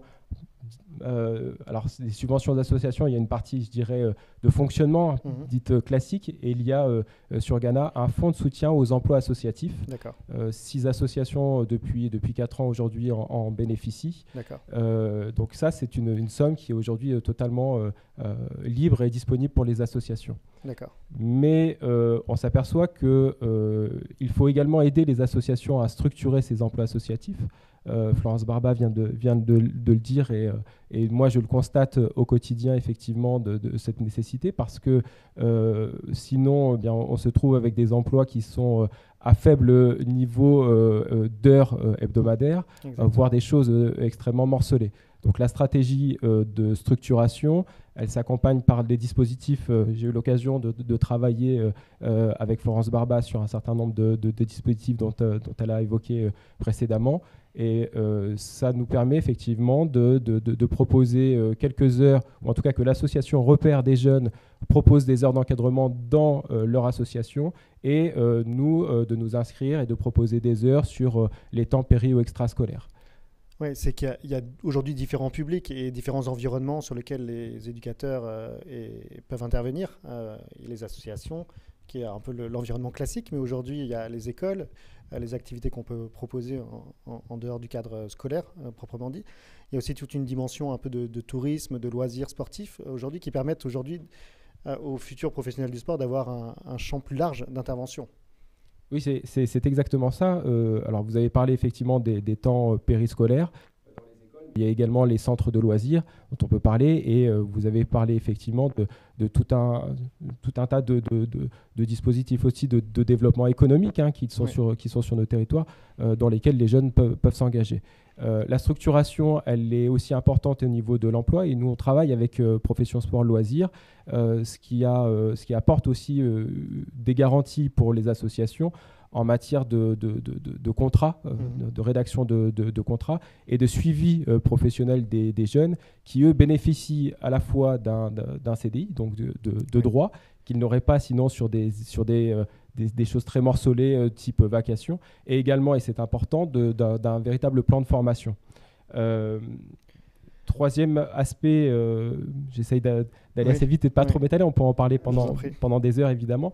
Le troisième étage de la fusée, c'est de repérer les jeunes. Alors je suis un peu peut-être redondant par rapport aux interventions précédentes, mais c'est important. On n'est pas dans un schéma où finalement on va apporter, nous, fonctionnaires territoriaux, des compétences qu'on n'aurait pas forcément dans les associations, mais c'est plutôt le schéma inverse, c'est-à-dire d'aller puiser au sein de nos associations des jeunes qui auraient des intérêts ou des vocations à travailler dans les métiers du sport, et essayer de les accompagner. Alors l'accompagnement, il passe sur deux aspects pour nous sur Ghana. Le premier, là aussi, c'est de la formation et de l'information sur les métiers du sport. Très souvent, lorsque on a des jeunes qui peuvent s'interroger sur les métiers du sport, c'est une réflexion qui peut être extrêmement réduite et réductrice. C'est sportif de haut niveau, non, il n'y a pas que ça. Et je pense que là aussi, il y a eu certains exemples qui ont été donnés précédemment. Et puis le deuxième, c'est de susciter l'intérêt dès le plus jeune âge. On connaît aussi la crise du bénévolat dans les associations. Ouais. Donc à Ghana, depuis 2 ans, on a créé une bourse d'engagement citoyen qui fait que dès le collège, les jeunes qui veulent s'engager dans le secteur associatif, la collectivité les encourage et les accompagne sous forme ensuite de chèques engagement citoyen qu'ils peuvent bénéficier. Super, merci beaucoup pour ce cadrage et pour ces initiatives. Ça montre comment une collectivité peut aussi être acteur dans son écosystème et de favoriser les synergies entre les associations sportives, les centres de loisirs, les écoles, pourquoi pas les entreprises aussi du territoire, et dans le rôle un peu de locomotive sur son territoire pour favoriser les rencontres et les projets. De locomotive et de mise en réseau. Clairement, vous avez parlé des entreprises, ça me donne l'occasion d'évoquer que Ghana est également labellisé Terre de Jeux 2024. Ouais. Et c'était été important pour nous sur toutes ces questions d'accès aux minorités sur des pratiques sportives, parce que le constat qu'on fait, vous l'avez dit et on le constate dans nos collectivités, c'est que les jeunes qui ont été embauchés dans nos associations, sur les pratiques sportives collectives, foot, basket, vont être des garçons, et puis dans le club de gym et dans le club de natation, on a des filles. Donc aujourd'hui, de s'inscrire dans le dispositif Ghana Terre de Jeux 2024, c'est de permettre à Ghana de promouvoir le sport santé et de promouvoir l'accès pour tous aux pratiques sportives et aux métiers du sport par l'information et par de la mise en réseau. C'est un point important, je me retourne vers vous, Laurie Chemonté, sur ce que vient de dire M. Argentieri, c'est que au final, quand on a des dispositifs d'accompagnement, il y en a plein qui ont été présentés tout à l'heure, aussi au niveau des collectivités, quelquefois, naturellement, la répartition se fait traditionnellement, entre guillemets. Est-ce que ça... Traditionnellement que naturellement, d'ailleurs. Oui, c'est une bonne remarque. Comment on fait pour justement changer les choses? Vous parliez tout à l'heure de faire des actions spécifiques. Vous pensez vraiment que c'est de cette façon qu'on arrivera justement à changer l'ordre des choses? En fait, c'est de plusieurs façons. C'est que chacun, à notre niveau, quelle que soit notre fonction, qu'on soit agent de l'État, qu'on soit membre associatif, qu'on soit élu local, on peut participer à créer cette culture de l'égalité. Vous parliez de communication. Ou même d'actions d'accompagnement de financement, c'est vrai que lorsqu'on a des choses qui sont globales et qui ne prennent pas en compte les inégalités, on peut les perpétuer. Donc l'idée, c'est d'avoir aussi des actions spécifiques, comme je vous le disais tout à l'heure, et le travail avec les collectivités locales, il peut être très pertinent là, justement, d'avoir cet apport, peut-être cette vision d'expertise sur les thématiques de genre, d'inégalité, pour voir comment est-ce qu'on peut partir de ces constats-là, grâce aux données, pour ensuite voir comment est-ce qu'on rectifie peut-être, soit c'est la manière de communiquer, ou alors les aménagements, ou l'organisation de l'espace, l'organisation des temps, les horaires, ou que sais-je, même les représentations, qui peuvent être retravaillées pour arriver à inclure, que ce soit inclure des garçons sur des sports individuels ou traditionnellement féminins, ou inclure des filles sur des sports qui sont traditionnellement masculins. Et c'est intéressant de se dire aussi qu'il y a un vrai enjeu à travailler sur la féminisation des métiers du sport, pour revenir vraiment au cœur du sujet. L'enjeu, il me semble qu'il est double. Il y a à la fois cet objectif global d'égalité, mais c'est aussi de mixité, d'améliorer le vivre ensemble. C'est un peu un objectif global qu'on retrouve dans toutes les actions indépendamment de la thématique. Mais vraiment, le sport, si ce n'est pas un vecteur de mieux vivre ensemble, c'est qu'on rate l'objectif quand même.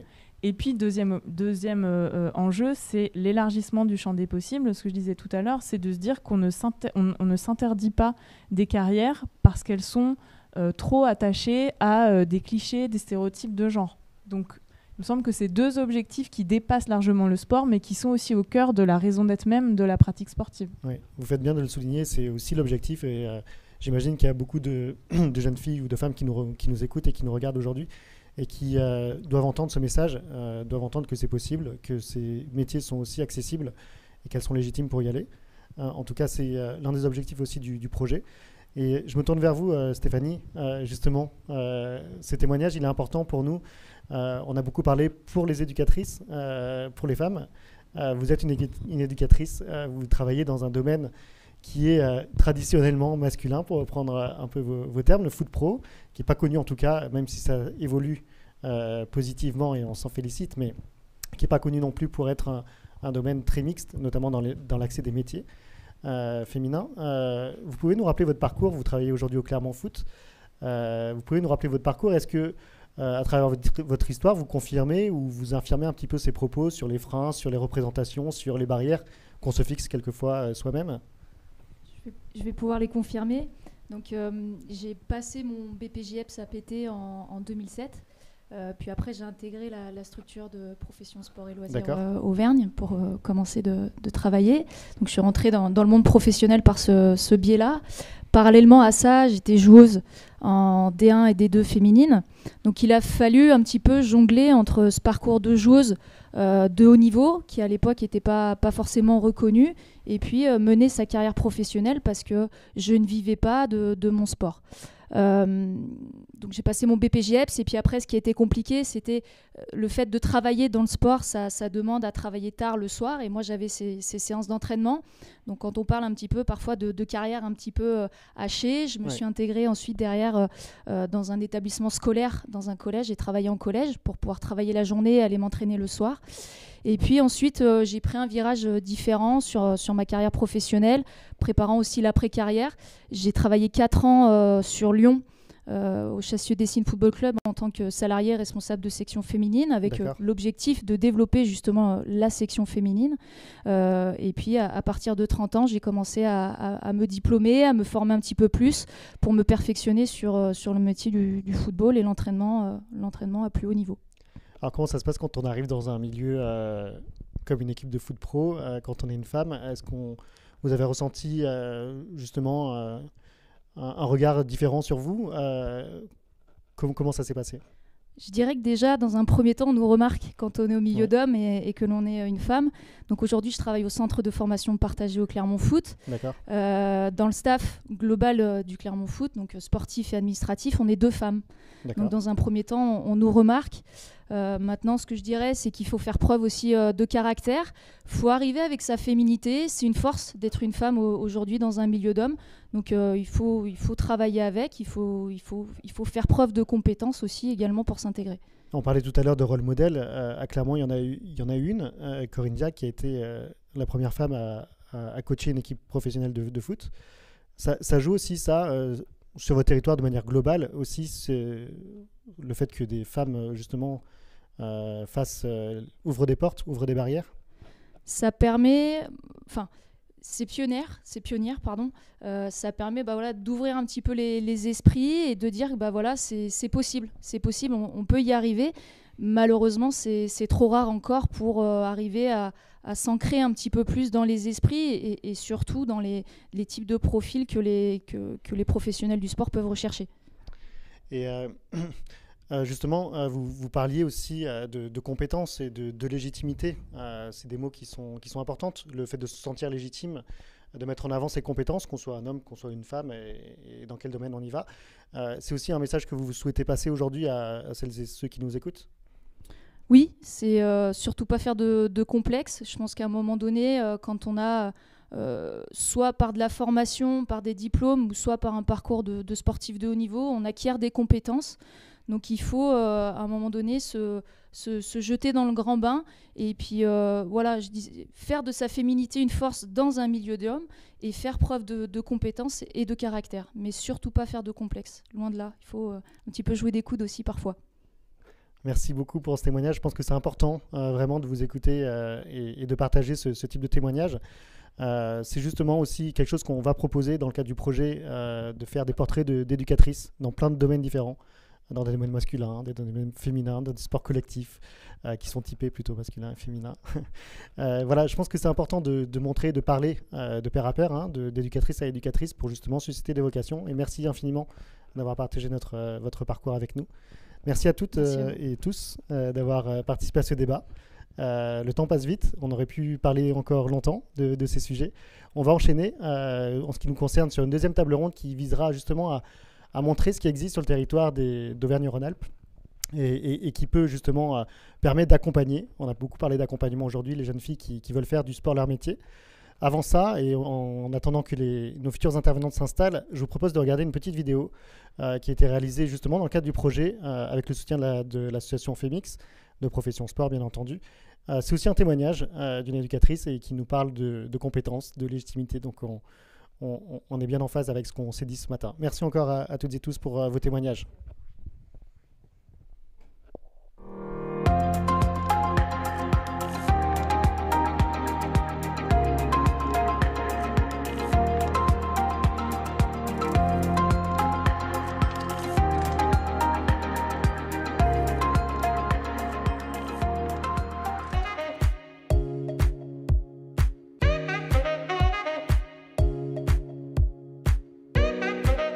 Mon parcours sportif, c'est que j'ai débuté l'athlétisme à l'âge de 10 ans. Je suis devenue internationale à l'âge de 23 ans. J'ai assisté à des compétitions internationales telles que les championnats du monde à Helsinki et les championnats du monde à Moscou et les Jeux de la francophonie au Niger. Voilà, moi je pense qu'aujourd'hui, je ne peux pas dire oui, je suis une femme, je ne peux pas y aller, ou je suis un homme, je peux y aller. Je pense qu'aujourd'hui, il faut se dire que j'ai les compétences, j'ai la formation nécessaire et j'ai des idées, j'ai une vision et je veux aussi aller la proposer sans s'attarder au sexe. Pour moi, je pense que le plus important, c'est le résultat. Les femmes ont autant leur place que les hommes dans les métiers du sport.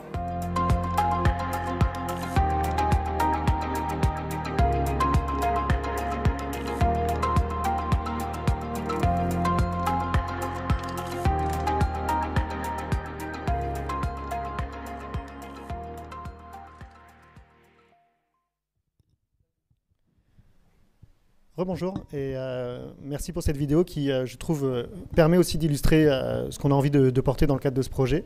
On a écouté Stéphanie Maître, on a d'autres témoignages et comme je le disais, c'est aussi l'ambition de ce projet de proposer ce genre de clip dans une campagne de communication qui interviendra au deuxième semestre 2021 sur ces témoignages et montrer que c'est possible, quand on est une femme, de faire du sport et son métier, et des loisirs sportifs son métier. On a compris à l'occasion de cette première table ronde un certain nombre d'enjeux et de solutions à mettre en œuvre pour agir sur les représentations, pour identifier les publics, pour les orienter du mieux possible vers les formations disponibles. C'est l'objectif de cette deuxième table ronde, de parler des dispositifs qui existent, notamment sur le territoire Auvergne-Rhône-Alpes, mais qui se retrouvent pour la plupart dans d'autres territoires. Et pour parler de ces sujets, j'ai le plaisir d'accueillir 3 nouveaux intervenants. Ils sont installés pendant la petite pastille vidéo. Donc normalement, ils sont là. Bonjour à tous et toutes de nous faire le plaisir d'être avec nous. Svetlana Georgievski, vous êtes directrice de PSL Auvergne. On a beaucoup parlé de PSL jusqu'à maintenant. Exactement. On va en reparler. Très bien. Vous allez nous dire ce que vous faites en matière d'accompagnement et notamment des jeunes filles dans les métiers. Présenter les dispositifs qui existent, parce que je pense qu'il y en a certaines qui nous écoutent. Et je vous remercie encore de le faire. Merci Madame Poumerol aussi d'être avec nous. Bonjour, vous êtes directrice d'Adassa Campus. Vous allez nous parler de cette structure qui intervient notamment dans l'apprentissage. On en a parlé aussi tout à l'heure. On a compris que c'était un dispositif qui pouvait être intéressant à la fois pour les associations, les employeurs du sport, mais aussi pour les jeunes. Donc on va parler plus particulièrement de ce dispositif et aussi de la situation en Allier, puisque vous intervenez notamment sur le territoire. Merci d'être avec nous. Monsieur Goncalves, bonjour. Bonjour. Vous êtes éducateur sportif. C'est ça. Vous travaillez dans une salle de fitness, si je ne me trompe pas. Oui. Entre autres, sur les questions de sport santé, d'encadrement, aussi auprès des jeunes. On va parler de votre parcours aussi. On va parler aussi de comment vous travaillez sur la diversité justement des métiers du sport aujourd'hui, les différentes motivations des intervenants, et comment aussi vous travaillez avec des femmes, des éducatrices, à vos côtés. Donc c'est intéressant d'avoir aussi le point de vue de l'employeur et le point de vue des structures autour de ça. Merci d'être avec nous.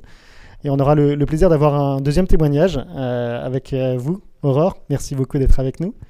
Je rappelle que vous êtes en formation actuellement, reconversion professionnelle. Vous allez nous expliquer tout ça, nous présenter tout ça. Et aussi votre projet de vie, plus que projet sportif. Puisqu'on a compris que c'était, notamment pour les femmes, quelque chose qui engageait beaucoup le métier, mais aussi tout ce qui va avec. Merci encore une fois d'être avec nous. Je me tourne vers vous, Svetlana, pour ouvrir cette deuxième table ronde. Rapidement, vous pouvez nous rappeler PSL Auvergne, vos actions, et plus particulièrement ce que vous proposez en matière d'accompagnement des jeunes au métier du sport, des jeunes filles notamment. Je sais que c'est un sujet qui vous tient beaucoup à cœur. Oui, alors Profession Sport et Loisirs Auvergne dépend du réseau national, de la Fédération nationale des professions sport. Aujourd'hui, c'est près de 80 associations France entière. Nous, on est sur le territoire auvergnat. PSL Auvergne, c'est un ensemblier de 3 structures. C'est important de le souligner. Ça a été dit précédemment par la collègue du service départemental. Mais on est un GE, un groupement d'employeurs, un GEC, un groupement d'employeurs par l'insertion et la qualification, et puis un organisme de formation. Donc on est une UFA du CFA, une unité de formation pour apprentis. Et donc voilà, dans cet ensemblier, on gère des parcours un peu plus pérennes, des contrats de travail en CDI, des contrats en alternance, essentiellement dans le GEC, où on accompagne des jeunes hommes, des jeunes filles à se former, à se professionnaliser. Et puis au sein de l'UFA, on propose un brevet d'État qui est le BPGEPS APT avec d'autres qualifications. APT, vous pouvez nous... Activité physique pour tous, excusez-moi. C'est vrai que notre langage est tellement commun sur ce plateau que... et justement, quel type de pratique un professionnel disposant d'un BP APT est en capacité d'encadrer? C'est pour quel type d'offre, justement, de pratique? Alors, un BPGEPS APT, on peut encadrer toutes les activités sportives, sauf celles à risque, bien sûr, puisqu'on doit, à ce moment-là, passer un diplôme d'état spécifique. mais on peut encadrer toutes les activités pour tous les publics. Donc ça, c'est très intéressant, surtout sur un territoire rural, d'avoir cette diversité-là, permet d'avoir une diversité de pratiques aussi et une meilleure employabilité. Oui, c'est un diplôme qui permet d'encadrer aussi tout type de public sur des motivations très différentes. On en parlera tout à l'heure ensemble sur le retour au sport, sur l'insertion, l'inclusion par le sport. C'est aussi des sujets qui sont importants aujourd'hui, qui montent, je trouve, aussi en termes de motivation des pratiquants. On est sur un territoire rural avec beaucoup de loisirs sportifs de nature, c'est aussi peut-être adapté. Oui. Vous accompagnez des femmes, peu, j'imagine. C'est quoi la situation? Peu, c'est aussi pour ça que cette conférence nous tenait à cœur, nous PSL Auvergne, avec l'équipe, on travaille depuis 3 ans, c'est notre 4e année sur un dispositif qui a été évoqué tout à l'heure, qui est le dispositif Passer le Cap, où on accompagne des jeunes hommes, des jeunes femmes à se former, à se professionnaliser, et on a accompagné 50 jeunes alternants, et sur ces 50 jeunes, on le voit bien sur cette dernière session, Aurore le soulignera tout à l'heure, mais elle est la jeune femme d'une session de 17 hommes. Et donc, voilà, on tenait absolument à travailler sur cette conférence qui est pour nous importante, qui est un lancement d'un long projet, d'un projet qui va durer 4 années, puisqu'on s'engage dans notre charte RSE, responsabilité sociale et environnementale, de notre dispositif Ambition 2024. Et dans ce plan d'action-là, on a vraiment à cœur d'accompagner la professionnalisation des métiers féminins, cette professionnalisation qui est importante, et on le voit bien sur les jeunes qu'on accompagne au quotidien, c'est 4-5 jeunes filles par an. Je pense que Nathalie le spécifiera tout à l'heure au sein du CFA. On a vraiment à cœur et une volonté très importante de féminiser ces parcours de formation. Et vous êtes aussi un territoire sur lequel le projet des métiers pluriels se déploie. Hein. Oui, exactement. Ici en Auvergne-Rhône-Alpes, vous allez aussi accompagner un certain nombre de jeunes filles dans la compréhension de leur projet aussi et dans l'accompagnement aux formations. Vous allez proposer quel type de formation dans le cadre de ce projet? Alors déjà, on a prévu d'accompagner sur les 4 prochaines rentrées sportives 50 femmes. Hein, ça, c'est important pour nous de le spécifier. Alors, on essaiera en tous les cas de les professionnaliser sur ce fameux diplôme d'État que je viens de présenter, qui est le BPGEPS Activité physique pour tous, avec des spécificités sur ce diplôme-là. On tient aussi à faire intervenir des sociologues qui viennent nous parler de l'égalité homme-femme, mais ça ne fera pas que pendant le parcours de formation. On tient aussi à le mettre en place en amont. Pendant le recrutement, on travaille sur un guide du recrutement pour bien travailler aussi sur les fiches de poste, les annonces, etc., pour sensibiliser un peu plus de femmes. On travaille aussi sur des forums métiers, sur des webinaires, de nouvelles conférences. C'est la première, mais on espère en organiser chaque année. C'est une dynamique. Voilà, on engage une dynamique qui, on espère, va perdurer, va être pérenne. Mais notre engagement, il est celui-ci, c'est d'être vraiment au cœur de ce projet et d'accompagner un maximum de jeunes femmes en partenariat, on l'a vu tout à l'heure avec le CIDFF, en partenariat avec nos prescripteurs, Pôle emploi, Mission locale, Cap emploi, bien entendu. Donc c'est un projet collectif, c'est un projet multipartenarial, et on a vraiment cette volonté-là très forte et cet engagement très fort d'aller au bout du projet. On en parlait tout à l'heure aussi avec Mathilde Dupré en introduction sur les compétences du savoir rouler à vélo, par exemple. On sait que c'est une politique publique très importante du ministère des Sports notamment, et des collectivités territoriales qui s'engagent là-dessus. C'est aussi former des jeunes filles à ce type de compétences, parce que les déclinaisons sont multiples. On parlait du périscolaire, on parlait de pas mal de choses, et on sait que le vélo, c'est de la mobilité. C'est un sport, mais c'est aussi de la mobilité. Exactement. Et c'est important aussi d'acquérir ces compétences-là. Alors, bien sûr, le savoir rouler à vélo sera intégré à la formation, bien entendu. On souhaite l'intégrer dès la prépa apprentissage qui démarre dès le mois de juin. Donc, elle va être intégrée dès la prépa apprentissage. Pendant la formation, on s'engage aussi à travailler sur ce développement de nouvelles pratiques, mobilité douce, la remise en selle aussi pour des jeunes femmes. Et on va travailler sur les territoires. Alors, vous le disiez, sport de pleine nature, territoire rural.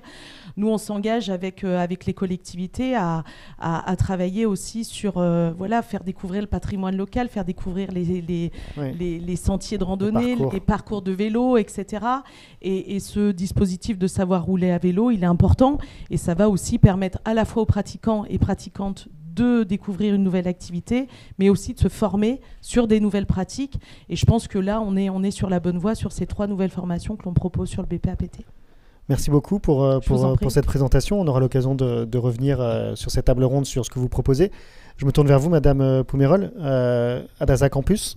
Vous pouvez nous présenter pour ceux qui ne sont pas forcément du territoire. Et je sais que vous intervenez notamment au niveau de l'apprentissage. C'est un dispositif dont on a parlé tout à l'heure, qui est intéressant, à la fois pour les employeurs, mais aussi pour les jeunes. Là aussi, c'est quoi la situation? C'est peu d'apprentis femmes. Vous confirmez, vous infirmez? Je n'ose même pas dire les chiffres. Alors, on va les taire. Aujourd'hui, Adasa Campus, donc c'est un CFA hors les murs, c'est-à-dire que nous sommes responsables de la pédagogie et nous réalisons toute l'ingénierie financière et la gestion des financements de l'apprentissage, mais on travaille avec des partenaires sur le territoire, dont PSL et Sveltana, sur la formation et sur la réalisation de la formation. Au 31/12/2020, on avait à peu près 460 apprentis. Sur les 460 apprentis, un peu plus de 300 dans les métiers du sport. Et là, je vais vous donner le résultat des femmes. 56 femmes. D'accord. C'est plus de 300 apprentis masculins dans les métiers du sport. 35-36 sur des niveaux bac et le reste sur des niveaux d'entraîneurs, c'est-à-dire des bac +2. D'accord. On va retrouver sur les équipes de sport co, par exemple sur l'entraînement sur le terrain ou dans la natation ou sur l'aviron. Donc vous formez principalement sur de l'encadrement sportif et sur des métiers classiques du sport, j'ai envie de dire. Métiers classiques du sport, oui. Alors le niveau 1, c'est le niveau bac, c'est le BP APT ou tous les autres BP APT. D'accord. L'activité de la forme et de la force aussi. Donc là, c'est le niveau bac tout court. D'accord. Et entraîneur, c'est le bac +2. Et là, on est sur le niveau DEGEPS. D'accord. DEGEPS sur toutes les catégories de sport. On parlait tout à l'heure sur la première table ronde de la nécessité d'identifier les publics, d'aller les chercher, d'aller au-devant. C'est aussi quelque chose que vous partagez comme clé de réussite? Absolument. Le premier constat, c'est hier, j'ai fait un petit sondage autour de moi avec des entraîneurs, des préparateurs physiques. Pourquoi les femmes sont moins présentes dans le champ du sport? C'est une des choses qu'on m'a dit, c'est pas assez de licenciés dans le champ du sport, pas assez de filles qui vont faire du sport tout court. Donc le lien entre pratique et encadrement, il est évident. Donc la première des choses, c'est aller dans les collèges, dans les lycées. C'est ce qu'on fait avec mes collaborateurs. On rencontre les jeunes et on leur explique que voilà, si vous avez une passion pour un sport, vous pouvez aller jusqu'au bout et en transformant cette passion en métier. Donc ça, c'était important. Aller dans les collèges, dans les lycées, aller aussi à la rencontre des jeunes qui n'ont pas spécialement d'idées d'orientation, mais qui ont une forte appétence pour un sport qu'ils pratiquent au quotidien. Et ça va être à travers les missions locales, les pôles emploi et les associations de quartier. C'est important aussi. Quartier et les mairies, pourquoi pas pour les zones rurales. Donc il faut aller au-devant de ces jeunes filles, la plupart du temps, ça serait bien, c'est mon envie en tout cas, et leur expliquer que c'est possible de concilier cette passion avec une profession plus tard. Voilà. Merci pour ce lien entre pratique et métier. On en avait parlé en introduction, on en a parlé aussi sur la première table ronde. On voit que c'est lié, et j'englobe aussi la question de la gouvernance que Marie-Françoise Potreau soulignait en introduction. Tout est lié, et je pense que c'est important de le souligner, de le rappeler, et sur lequel et c'est un levier sur lequel il faut travailler, à la fois sur la pratique, sur les métiers, sur l'accès aux postes à responsabilité, aussi à l'arbitrage par exemple, parce que c'est aussi des métiers ou des vocations où c'est plus compliqué pour les femmes d'y aller. Je me tourne vers un homme, Maxime, qui est avec nous aujourd'hui. Vous êtes le seul homme aussi sur le panel, mais justement ce qui nous intéressait dans votre parcours, c'est justement de nous rappeler ce que vous faites déjà et comment vous intervenez avec vos collègues féminines. On a parlé aussi de l'évolution de la demande sportive. Aujourd'hui, elle est peut-être moins anglée dans les clubs, dans une pratique un peu compétitive, mais plutôt tournée vers la santé, le bien-être, se remettre en forme, prendre soin de soi.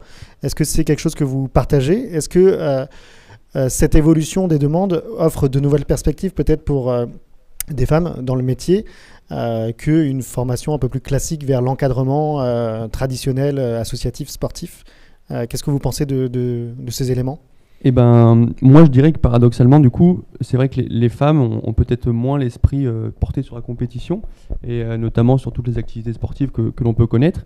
Et donc moi, via un BPAPT, j'ai pu monter une structure donc, dans un milieu rural, plutôt même très rural. D'accord. Et j'ai pu proposer de l'activité qui n'avait aucun lien, je dirais, avec la compétition. D'accord. Surtout basée sur le bien-être, comme vous avez dit. Et donc, à partir de là, c'est vrai que j'ai pu avoir l'heureuse surprise de voir un public féminin très, très présent. Parmi vos pratiquants, ouais, justement. Parmi les pratiquants très, très présents.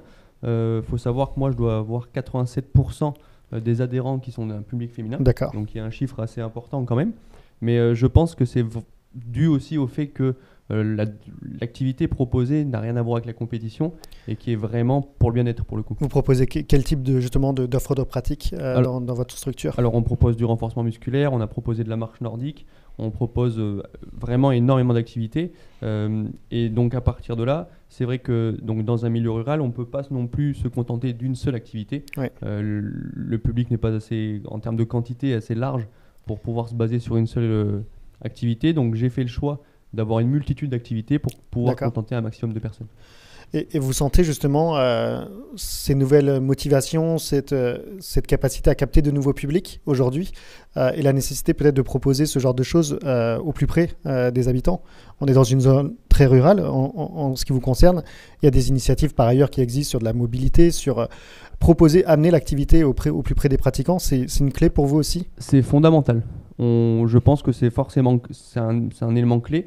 Faut savoir que moi je suis basé donc à Ébreuil dans le sud du département et sur 20 km autour je me déplace chaque jour entre 2 et 3 fois sur un lieu différent pour pouvoir apporter l'activité au domicile des gens ou presque évidemment donc dans des salles polyvalentes via des mairies, via des associations locales et ça c'est fondamental parce que dans un milieu rural peut-être que dans la ville on ferait les 10 km mais en restant dans la ville, mais c'est vrai que les 10 km changer de village en passant par 2-3 autres villages c'est un frein pour beaucoup de monde.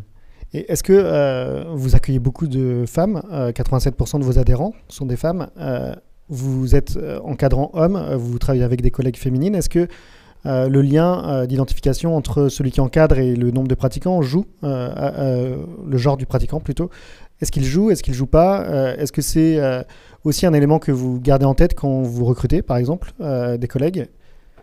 Alors moi, sur le recrutement, donc notamment avec PSLA, on avait pu tenter l'expérience avec un emploi mutualisé, donc d'une jeune femme qui était sur pareil un BPGEPS APT. Donc on avait réparti en fait l'emploi entre plusieurs associations, et donc cette personne était venue au sein notamment de ma structure pour apporter sa vision des choses aussi. Et c'est vrai que moi j'étais très emballé par avoir quelqu'un de féminin, plutôt féminin, pour la simple raison d'apporter autre chose. Et peut-être que les adhérents le ressentent aussi. Alors peut-être que je suis très porté sur la compétition, peut-être pas, c'est pas le débat. Ouais. Mais c'est vrai que c'était juste pour pouvoir apporter une autre façon de voir les choses et de voir comment une femme pouvait aussi apporter sa façon de voir l'activité sportive. Nathalie Pomerol, justement, quand on recrute, quand on cherche à recruter des jeunes dans les formations que vous proposez, c'est important de bien comprendre leur motivation et de trouver la bonne formation. Aujourd'hui, vous avez un nombre important de formations au sein de votre structure. Trouver la meilleure formation, le meilleur débouché, construire le projet un peu professionnel avec les jeunes, c'est important pour justement les attraper, les fidéliser. Alors, le recrutement dans le champ du sport, c'est un peu particulier, et il faut le dire.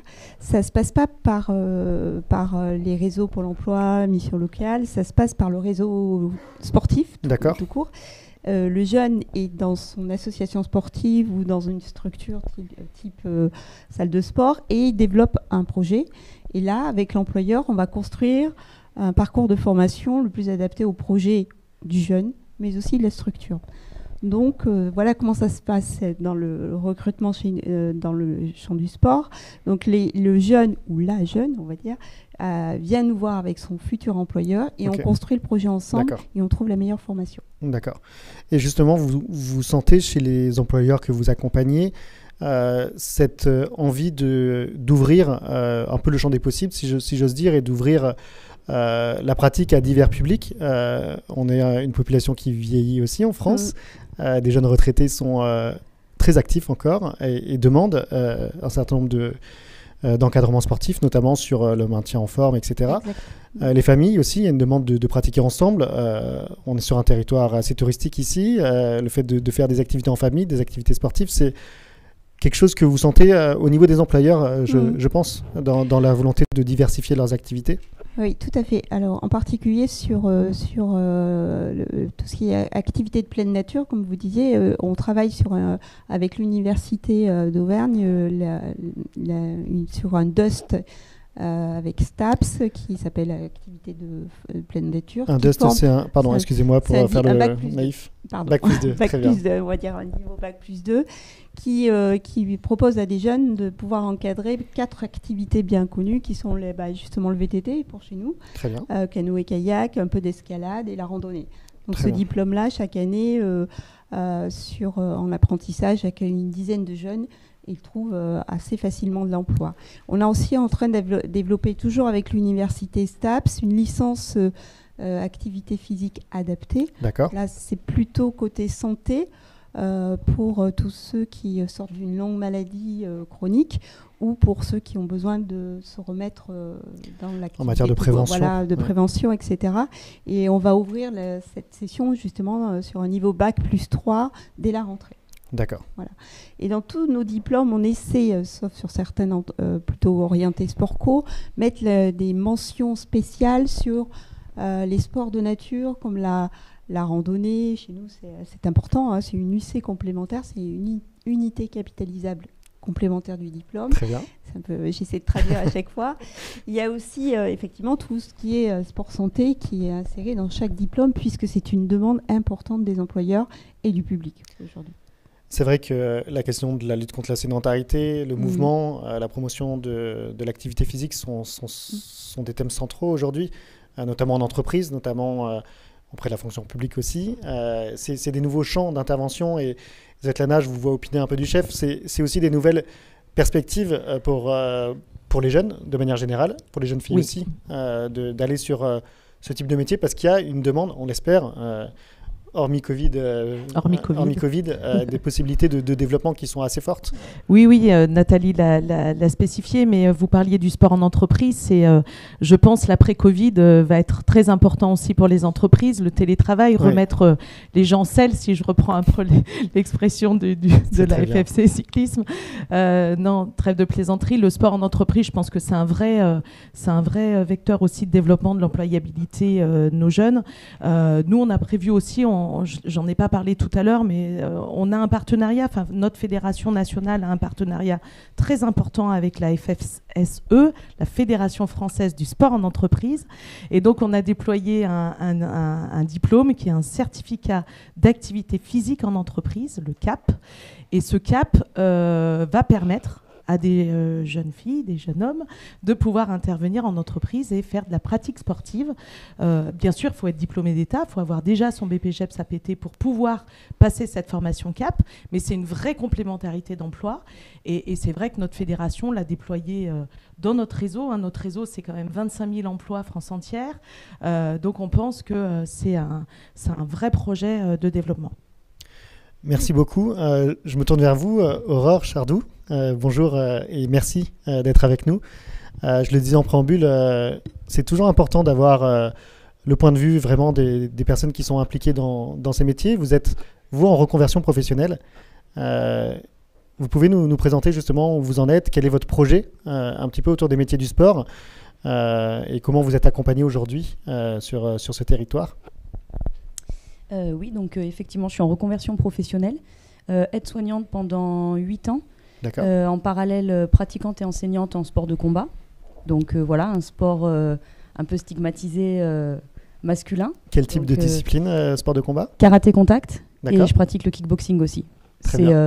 Pour faire bref, c'est assez similaire quand même, mais voilà. Donc vous devez être peu nombreuses dans l'encadrement, ce que vous disiez, ou au contraire dans l'encadrement, je pense qu'on est peu nombreuses, même si ça vient, et dans la pratique, on l'est aussi effectivement. D'accord. Même si ça commence un peu à évoluer, mais voilà, et je fais partie de ces femmes qui pratiquaient aussi en compétition. D'accord. Et il y avait quand même quelques femmes sur les tatamis, même si on n'était pas un pourcentage très élevé, mais voilà, ça commence à venir. Très bien. Et du coup, entre mes années en tant qu'aide-soignante et cette pratique, j'ai fait le constat que le fait de bouger, le fait d'avoir une activité physique, ça apporte quand même un mieux-être général. Ça permet de se sentir mieux. Et c'est vrai que j'ai vraiment envie de promouvoir la santé et le bien-être au travers des activités physiques. D'accord. Donc vous avez envie de faire du sport votre métier, c'est Oui. l'objectif Oui, de oui. cette reconversion professionnelle. Vous êtes aujourd'hui dans quel type de formation? Je crois savoir que c'est avec Profession Sport que vous êtes accompagné. Vous pouvez nous en dire un peu plus? Je suis sur un BPGEPS, donc APT, Activité Physique pour tous. Très bien. Qui, si je ne me trompe pas, est on est la première promotion sur Moulins. Okay. Il n'y avait pas de BPGEPS APT avant sur Moulins. Donc j'ai eu la chance de rencontrer Svetlana peu de temps avant que la formation démarre, ce qui m'a permis du coup de me positionner. Bon, alors évidemment, on a des tests à passer, hein. Je ne suis pas arrivée comme ça et on m'a dit tu as ta place. On a des tests physiques à passer. Donc je les ai validés, je me suis rapprochée de Svetlana et j'ai pu intégrer la formation. Donc comme on l'a dit tout à l'heure, effectivement, nous sommes 17 garçons et moi-même. C'est vous. Donc voilà, ça se passe bien, hein. Il a fallu un petit temps d'adaptation, mais ça se passe bien. Ouais. Et je pense, du coup, que le fait d'être une femme, d'avoir un diplôme, alors multisport, hein, puisque Activité Physique pour tous, ça permet vraiment de s'orienter et de proposer en initiation et découverte un panel quand même très large d'activités. Je pense que ça peut attirer les femmes à venir découvrir des activités qu'elles ne connaissent pas, qu'elles ne pratiquent peut-être pas, et justement déstigmatiser sur certains sports. Et de ce fait, du coup, pouvoir élargir un petit peu le champ sportif. C'est l'objectif de ces témoignages, et merci de le partager. Je pense que c'est de donner de l'information, d'inspirer aussi des jeunes filles qui peuvent nous écouter aujourd'hui, pour montrer que c'est possible et que ça vaut le coup d'y aller. Donc c'est agréable d'entendre votre parcours et votre témoignage. Comment, Svetlana, on accompagne justement des jeunes filles comme Aurore dans ce projet? On parlait de projet de vie en préambule, hein. C'est prendre en compte l'ensemble, c'est de définir la meilleure formation. C'est un ensemble, j'imagine, qui nécessite un échange directement avec la personne. Oui, si on revient un peu sur cette égalité homme-femme, Aurore l'a pas dit, mais elle est maman de 2 jeunes enfants en reconversion professionnelle. Donc, il a fallu aussi qu'elle lie vie personnelle, vie professionnelle. C'est un enjeu important pour son projet de vie avec sa famille. Donc, quand on s'est rencontrés, mais vaut pour elle comme pour toutes les jeunes femmes qu'on rencontre, il a déjà fallu faire connaissance, comprendre son projet professionnel, travailler avec elle sur son parcours, son expérience, et puis réfléchir sur quelle formation. Le BPAPT, au départ, c'était pas le choix premier, hein. On était plutôt sur un AF, activité de la forme, ou pourquoi pas un brevet d'état spécifique à la discipline encadrée par Aurore. Ce qui a fait franchir le cap à Aurore, c'est plutôt la diversité des pratiques. Et tu le disais à juste titre, de pouvoir découvrir une multitude d'activités, et puis demain de pouvoir proposer sur ton territoire aussi, parce que c'est l'enjeu de ton projet professionnel demain, de pouvoir proposer une multitude d'activités, être multicarte, si je puis dire, et puis de pouvoir en vivre, parce que c'est le plus important quand on est en reconversion. Il faut être sûr aussi derrière de pouvoir un job à la fin. Il ne suffit pas de faire une formation. On l'évoque souvent avec Nathalie, hein, une formation, c'est le début de son projet de vie, parce qu'on peut y revenir, on peut faire plein de projets de formation, etc. Mais c'est quoi la chute? Et en amont, on travaille aussi très tôt. C'est quoi le projet professionnel du jeune dès qu'il rentre en formation, et notre prépa en tous les cas elle sert à ça, c'est de les faire réfléchir sur le projet professionnel, mais aussi sur le projet personnel des jeunes. Tu le disais, sur ton territoire, je me déplace, je fais 20 km autour de chez moi, je bosse le soir, etc. Être éducateur sportif, c'est un métier passion, mais c'est un métier aussi qui a parfois quelques contraintes. Et donc, il faut dès le départ en parler, il faut dès le départ accompagner, il faut dès le départ évoquer vie pro et vie perso. Une question peut-être pour vous 4. Si on avait une baguette magique, qu'est-ce qu'on pourrait faire pour favoriser justement cette situation, améliorer les choses, améliorer les chiffres? Quelles sont selon vous les clés un petit peu de développement, ou ce qui marche et ce qui devrait être accéléré, démultiplié? Est-ce que vous avez peut-être des solutions à nous proposer sur ce sujet? Je ne sais pas qui veut se lancer, c'est pas le plus simple. Je garde la main, et puis je ne veux pas monopoliser la parole, mais je pense que là, c'est un premier démarrage, cette conférence.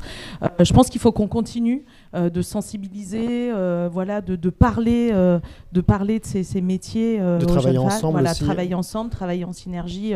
On en parlait, mieux travailler avec le CFA, travailler sur des forums métiers, travailler sur les annonces, les fiches de poste, des webinaires, etc.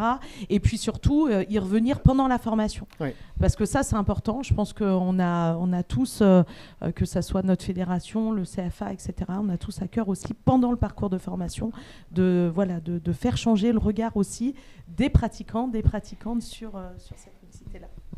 Une réaction, Madame Pouperol ? Oui, je rajouterais à tout ce qu'a dit Sveltana, c'est peut-être aussi réfléchir qu'une femme qui va rentrer dans les métiers du sport et qui va en faire sa profession, elle a un parcours de vie un petit peu différent de des messieurs. Donc, c'est à nous à nous adapter aussi, en proposant tout au long du parcours professionnel de ces femmes des formations qui vont leur permettre d'adapter leur métier à leur vie qu'elles vont avoir à un moment donné, après une grossesse, après une maternité, ou parce qu'il y a besoin de mobilité professionnelle, ou parce qu'il y a besoin de diminuer le temps de travail.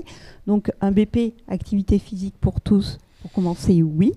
Mais pourquoi après ne pas partir aussi sur des métiers d'encadrement, de gestion, de communication, de marketing, qui permettront de gérer toute la carrière des femmes qui ont choisi les métiers du sport, mais qui peuvent aller jusqu'au bout sur toute la panoplie que peut offrir les métiers du sport.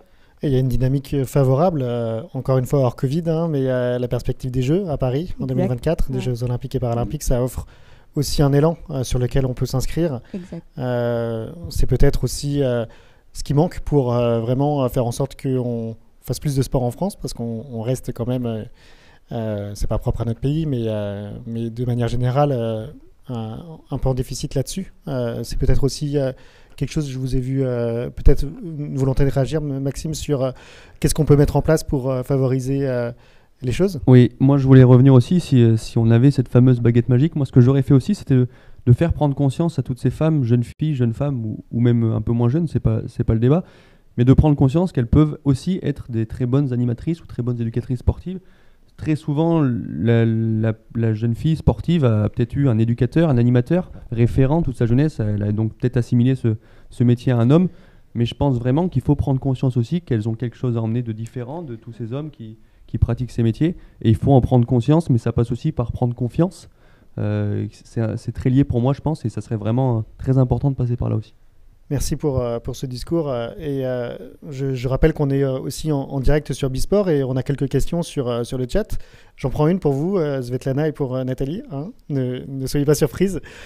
Ça concerne aussi vos postes à toutes les deux. Vous êtes des femmes dans des structures sportives, vous travaillez dans le sport, votre parcours à toutes les deux, est-ce que c'est plus difficile quand on est une femme de travailler dans le domaine du sport aussi, dans des postes de direction ? Oui, c'est pas une question. C'est une excellente question. On en a souvent parlé d'ailleurs toutes les deux avec Nathalie. On échange beaucoup. Effectivement, on est toutes les deux directrices très engagées, avec des valeurs très fortes. Voilà, et c'est aussi pour ça que je pense qu'elle a accepté notre invitation aujourd'hui. Mais oui, il faut toujours faire preuve d'un peu plus quand on est une femme. D'un peu plus, c'est montrer qu'on est compétente, montrer que le sourire et la bonne humeur, ça suffit pas. Parce que voilà, elle est gentille, mais ça suffit pas. Il faut montrer qu'elle est compétente, et montrer que la directrice ou la femme engagée est compétente, eh bien, c'est toujours faire preuve de. Voilà. Donc ça, je trouve que dans nos métiers, c'est ce qui nous caractérise, et je pense que Nathalie va compléter mes propos, mais c'est souvent le débat qu'on a toutes les deux, au quotidien. Exact, et qu'on a eu il y a quelques instants avant de rentrer sur ce plateau. Ce que je faisais un constat sur mon conseil d'administration, parce que dans un centre de formation par apprentissage, on a un conseil d'administration, 95% sont des hommes. D'accord. Et voilà, CQFD. Donc, mais une directrice femme. Voilà. Et avec des dirigeants de clubs, des dirigeants d'associations, des responsables d'entreprises, mais tous sont des hommes. J'ai une seule femme dans mon conseil d'administration qui représente le champ de l'animation, pas celui du sport. Voilà. Il y a du travail à faire aussi sur l'encadrement, sur le fait que le bénévolat dans l'associatif et les postes de dirigeants peuvent aussi être des postes de dirigeantes. Il faut pas avoir peur, ça se passe bien, hein, ça se passe très très bien. Effectivement, il faut faire plus. Il faut ne pas faire trop d'erreurs parce que sinon elles seront souvent pointées. Et je ne veux pas être défaitiste là-dessus, mais c'est vrai qu'il faut faire plus en permanence et être pas loin de la perfection. C'est un peu compliqué, c'est un peu stressant, mais on s'adapte, on le sait. On sait parce qu'en tant que femme, quand on est encadrante, on sait qu'on doit vivre ce genre de situation. Donc, mais c'est important ce que vous dites sur le fait de s'identifier. C'est aussi ce que vous soulignez, Maxime, tout à l'heure. Le fait d'être une femme aussi, quand vous vous adressez aux jeunes filles que vous accompagnez, vous partagez aussi des choses sur les représentations, sur peut-être une compréhension d'un certain nombre d'enjeux, du fait d'en faire plus. Ça joue aussi sur la qualité de l'accompagnement, j'imagine. Oui, bien sûr, ça joue sur la qualité de l'accompagnement. Et puis, moi, j'ai commencé comme éducatrice sportive. J'ai un BESAPT. Enfin, à l'époque, c'était pas un BPAPT, mais un BP... le même brevet d'État mais qui ne s'appelait pas BPAPT à cette époque-là, et donc c'est aussi facile parce qu'on parle de l'expérience qu'on a eue, et voilà, les jeunes femmes, tu le disais Maxime, quelque part s'identifient à la personne qu'elles ont eue tout au long de leur accompagnement, de leur vie sportive. Merci beaucoup Svetlana. Je me tourne vers vous peut-être Aura pour le mot de la fin, parce qu'on approche de la fin de la session. Encore une fois, c'est important pour nous d'avoir votre vécu en tant qu'éducatrice et en formation. C'est d'autant plus intéressant. Vous êtes maman de 2 enfants. Vous vous engagez dans une formation et dans un projet de vie dans le champ du sport. On a compris que c'était aussi des métiers qui étaient compliqués en termes de gestion. C'est quelque chose que vous avez pris en compte dans la définition de votre projet. Est-ce que c'est quelque chose qui s'envisage? Comment on fait quand on est maman et qu'on s'engage dans ce type de projet-là? Alors, je dirais que la chose positive que j'ai pour moi là-dedans, c'est que je sors de quelques années en hôtellerie, je sors d'un métier d'aide-soignante où on travaille en poste avec des horaires difficiles. Voilà, donc ça, c'est le côté où vous avez déjà fait preuve j'ai déjà quelques notions sur le sujet, mais oui, ça demande de s'adapter évidemment, parce que même si à l'heure d'aujourd'hui, on parle de ça depuis le début, on essaye d'avoir une certaine égalité, je pense que les femmes restent quand même, en tout cas au niveau de la famille et de la maison, principales, je ne sais pas quel mot je pourrais dire, mais intervenantes, je ne sais pas si c'est le bon terme, mais dire qu'on gère quand même en grande majorité la famille, la maison, et donc voilà. La charge mentale, elle est plus présente, c'est un fait. Et là, on a une formation qui est quand même super. On voit plus d'une vingtaine de sports, mais ça demande un certain engagement, ça demande une certaine énergie. Une discipline. Donc voilà, je m'étais préparée. Après, je pense que quand on veut quelque chose, vraiment, au fond de soi, on se donne les moyens pour y arriver. Et du coup, c'est vrai que j'ai envie d'inviter toutes les jeunes femmes qui n'osent pas... je ne sais pour quelle raison aujourd'hui à se lancer, parce que je pense que ce soit sur le plan humain ou professionnel, c'est une belle aventure, et je pense que dans le milieu du sport, les femmes ont leur place, et que voilà, c'est un milieu qui n'attend que nous. Merci beaucoup pour ce message d'espoir. C'est important de le souligner, et j'espère que celles et ceux qui nous écoutent auront bien entendu ces messages d'optimisme que vous partagez. Quelques messages clés que je retiens moi de cette matinée, c'est se sentir légitime, y aller. Des dispositifs d'accompagnement sont nombreux, les acteurs sont nombreux sur votre territoire aussi, en capacité de vous accompagner. Travailler déjà ensemble, et je pense que c'est une vraie dynamique qui s'opère sur les territoires, et qu'on modestement on essaie d'amplifier à travers ce projet des métiers pluriels. Donc un grand merci à vous 4 pour vos témoignages. Un grand merci aussi aux intervenants de l'introduction et de la première table ronde. Moi, je suis très heureux de voir que ce sujet est mis à l'agenda, et je remercie aussi les partenaires du projet Impact 2024 de nous faire confiance pour mettre ce sujet à l'ordre du jour. Donc, un grand merci à vous quatre. C'est déjà la fin de cette matinée d'échange. Et je vous remercie, vous qui étiez à distance et qui étaient nombreux à nous suivre en ligne. Je rappelle donc que ce projet des métiers pluriels va continuer à se déployer en 2021, qu'il est soutenu par le programme Impact 2024, qui réunit notamment l'Agence nationale du sport, le Comité national olympique et sportif français, le Comité paralympique, le ministère des Sports et Paris 2024. C'est une première conférence aujourd'hui en régional. On ira bientôt en Normandie le 10 juin, où on aura aussi d'autres parcours de vie à vous présenter, d'autres enjeux, d'autres initiatives à mettre en lumière et un certain nombre d'autres actions qui seront proposées en accompagnement des autres actions qui sont menées auprès des jeunes filles directement. Un grand merci enfin à tous ceux qui ont participé à l'organisation de cette table ronde, les équipes de Profession Sport, notamment Svetlana, Damien, Corentin, que je remercie vivement, celle de Sport et Citoyenneté aussi, Noémie, Eva, merci beaucoup pour l'organisation de cette conférence-là, les équipes de Femix Sport et de la Fédération française de cyclisme. Merci beaucoup à tous et je vous souhaite une très bonne matinée et à bientôt pour la suite de ce projet. Au revoir.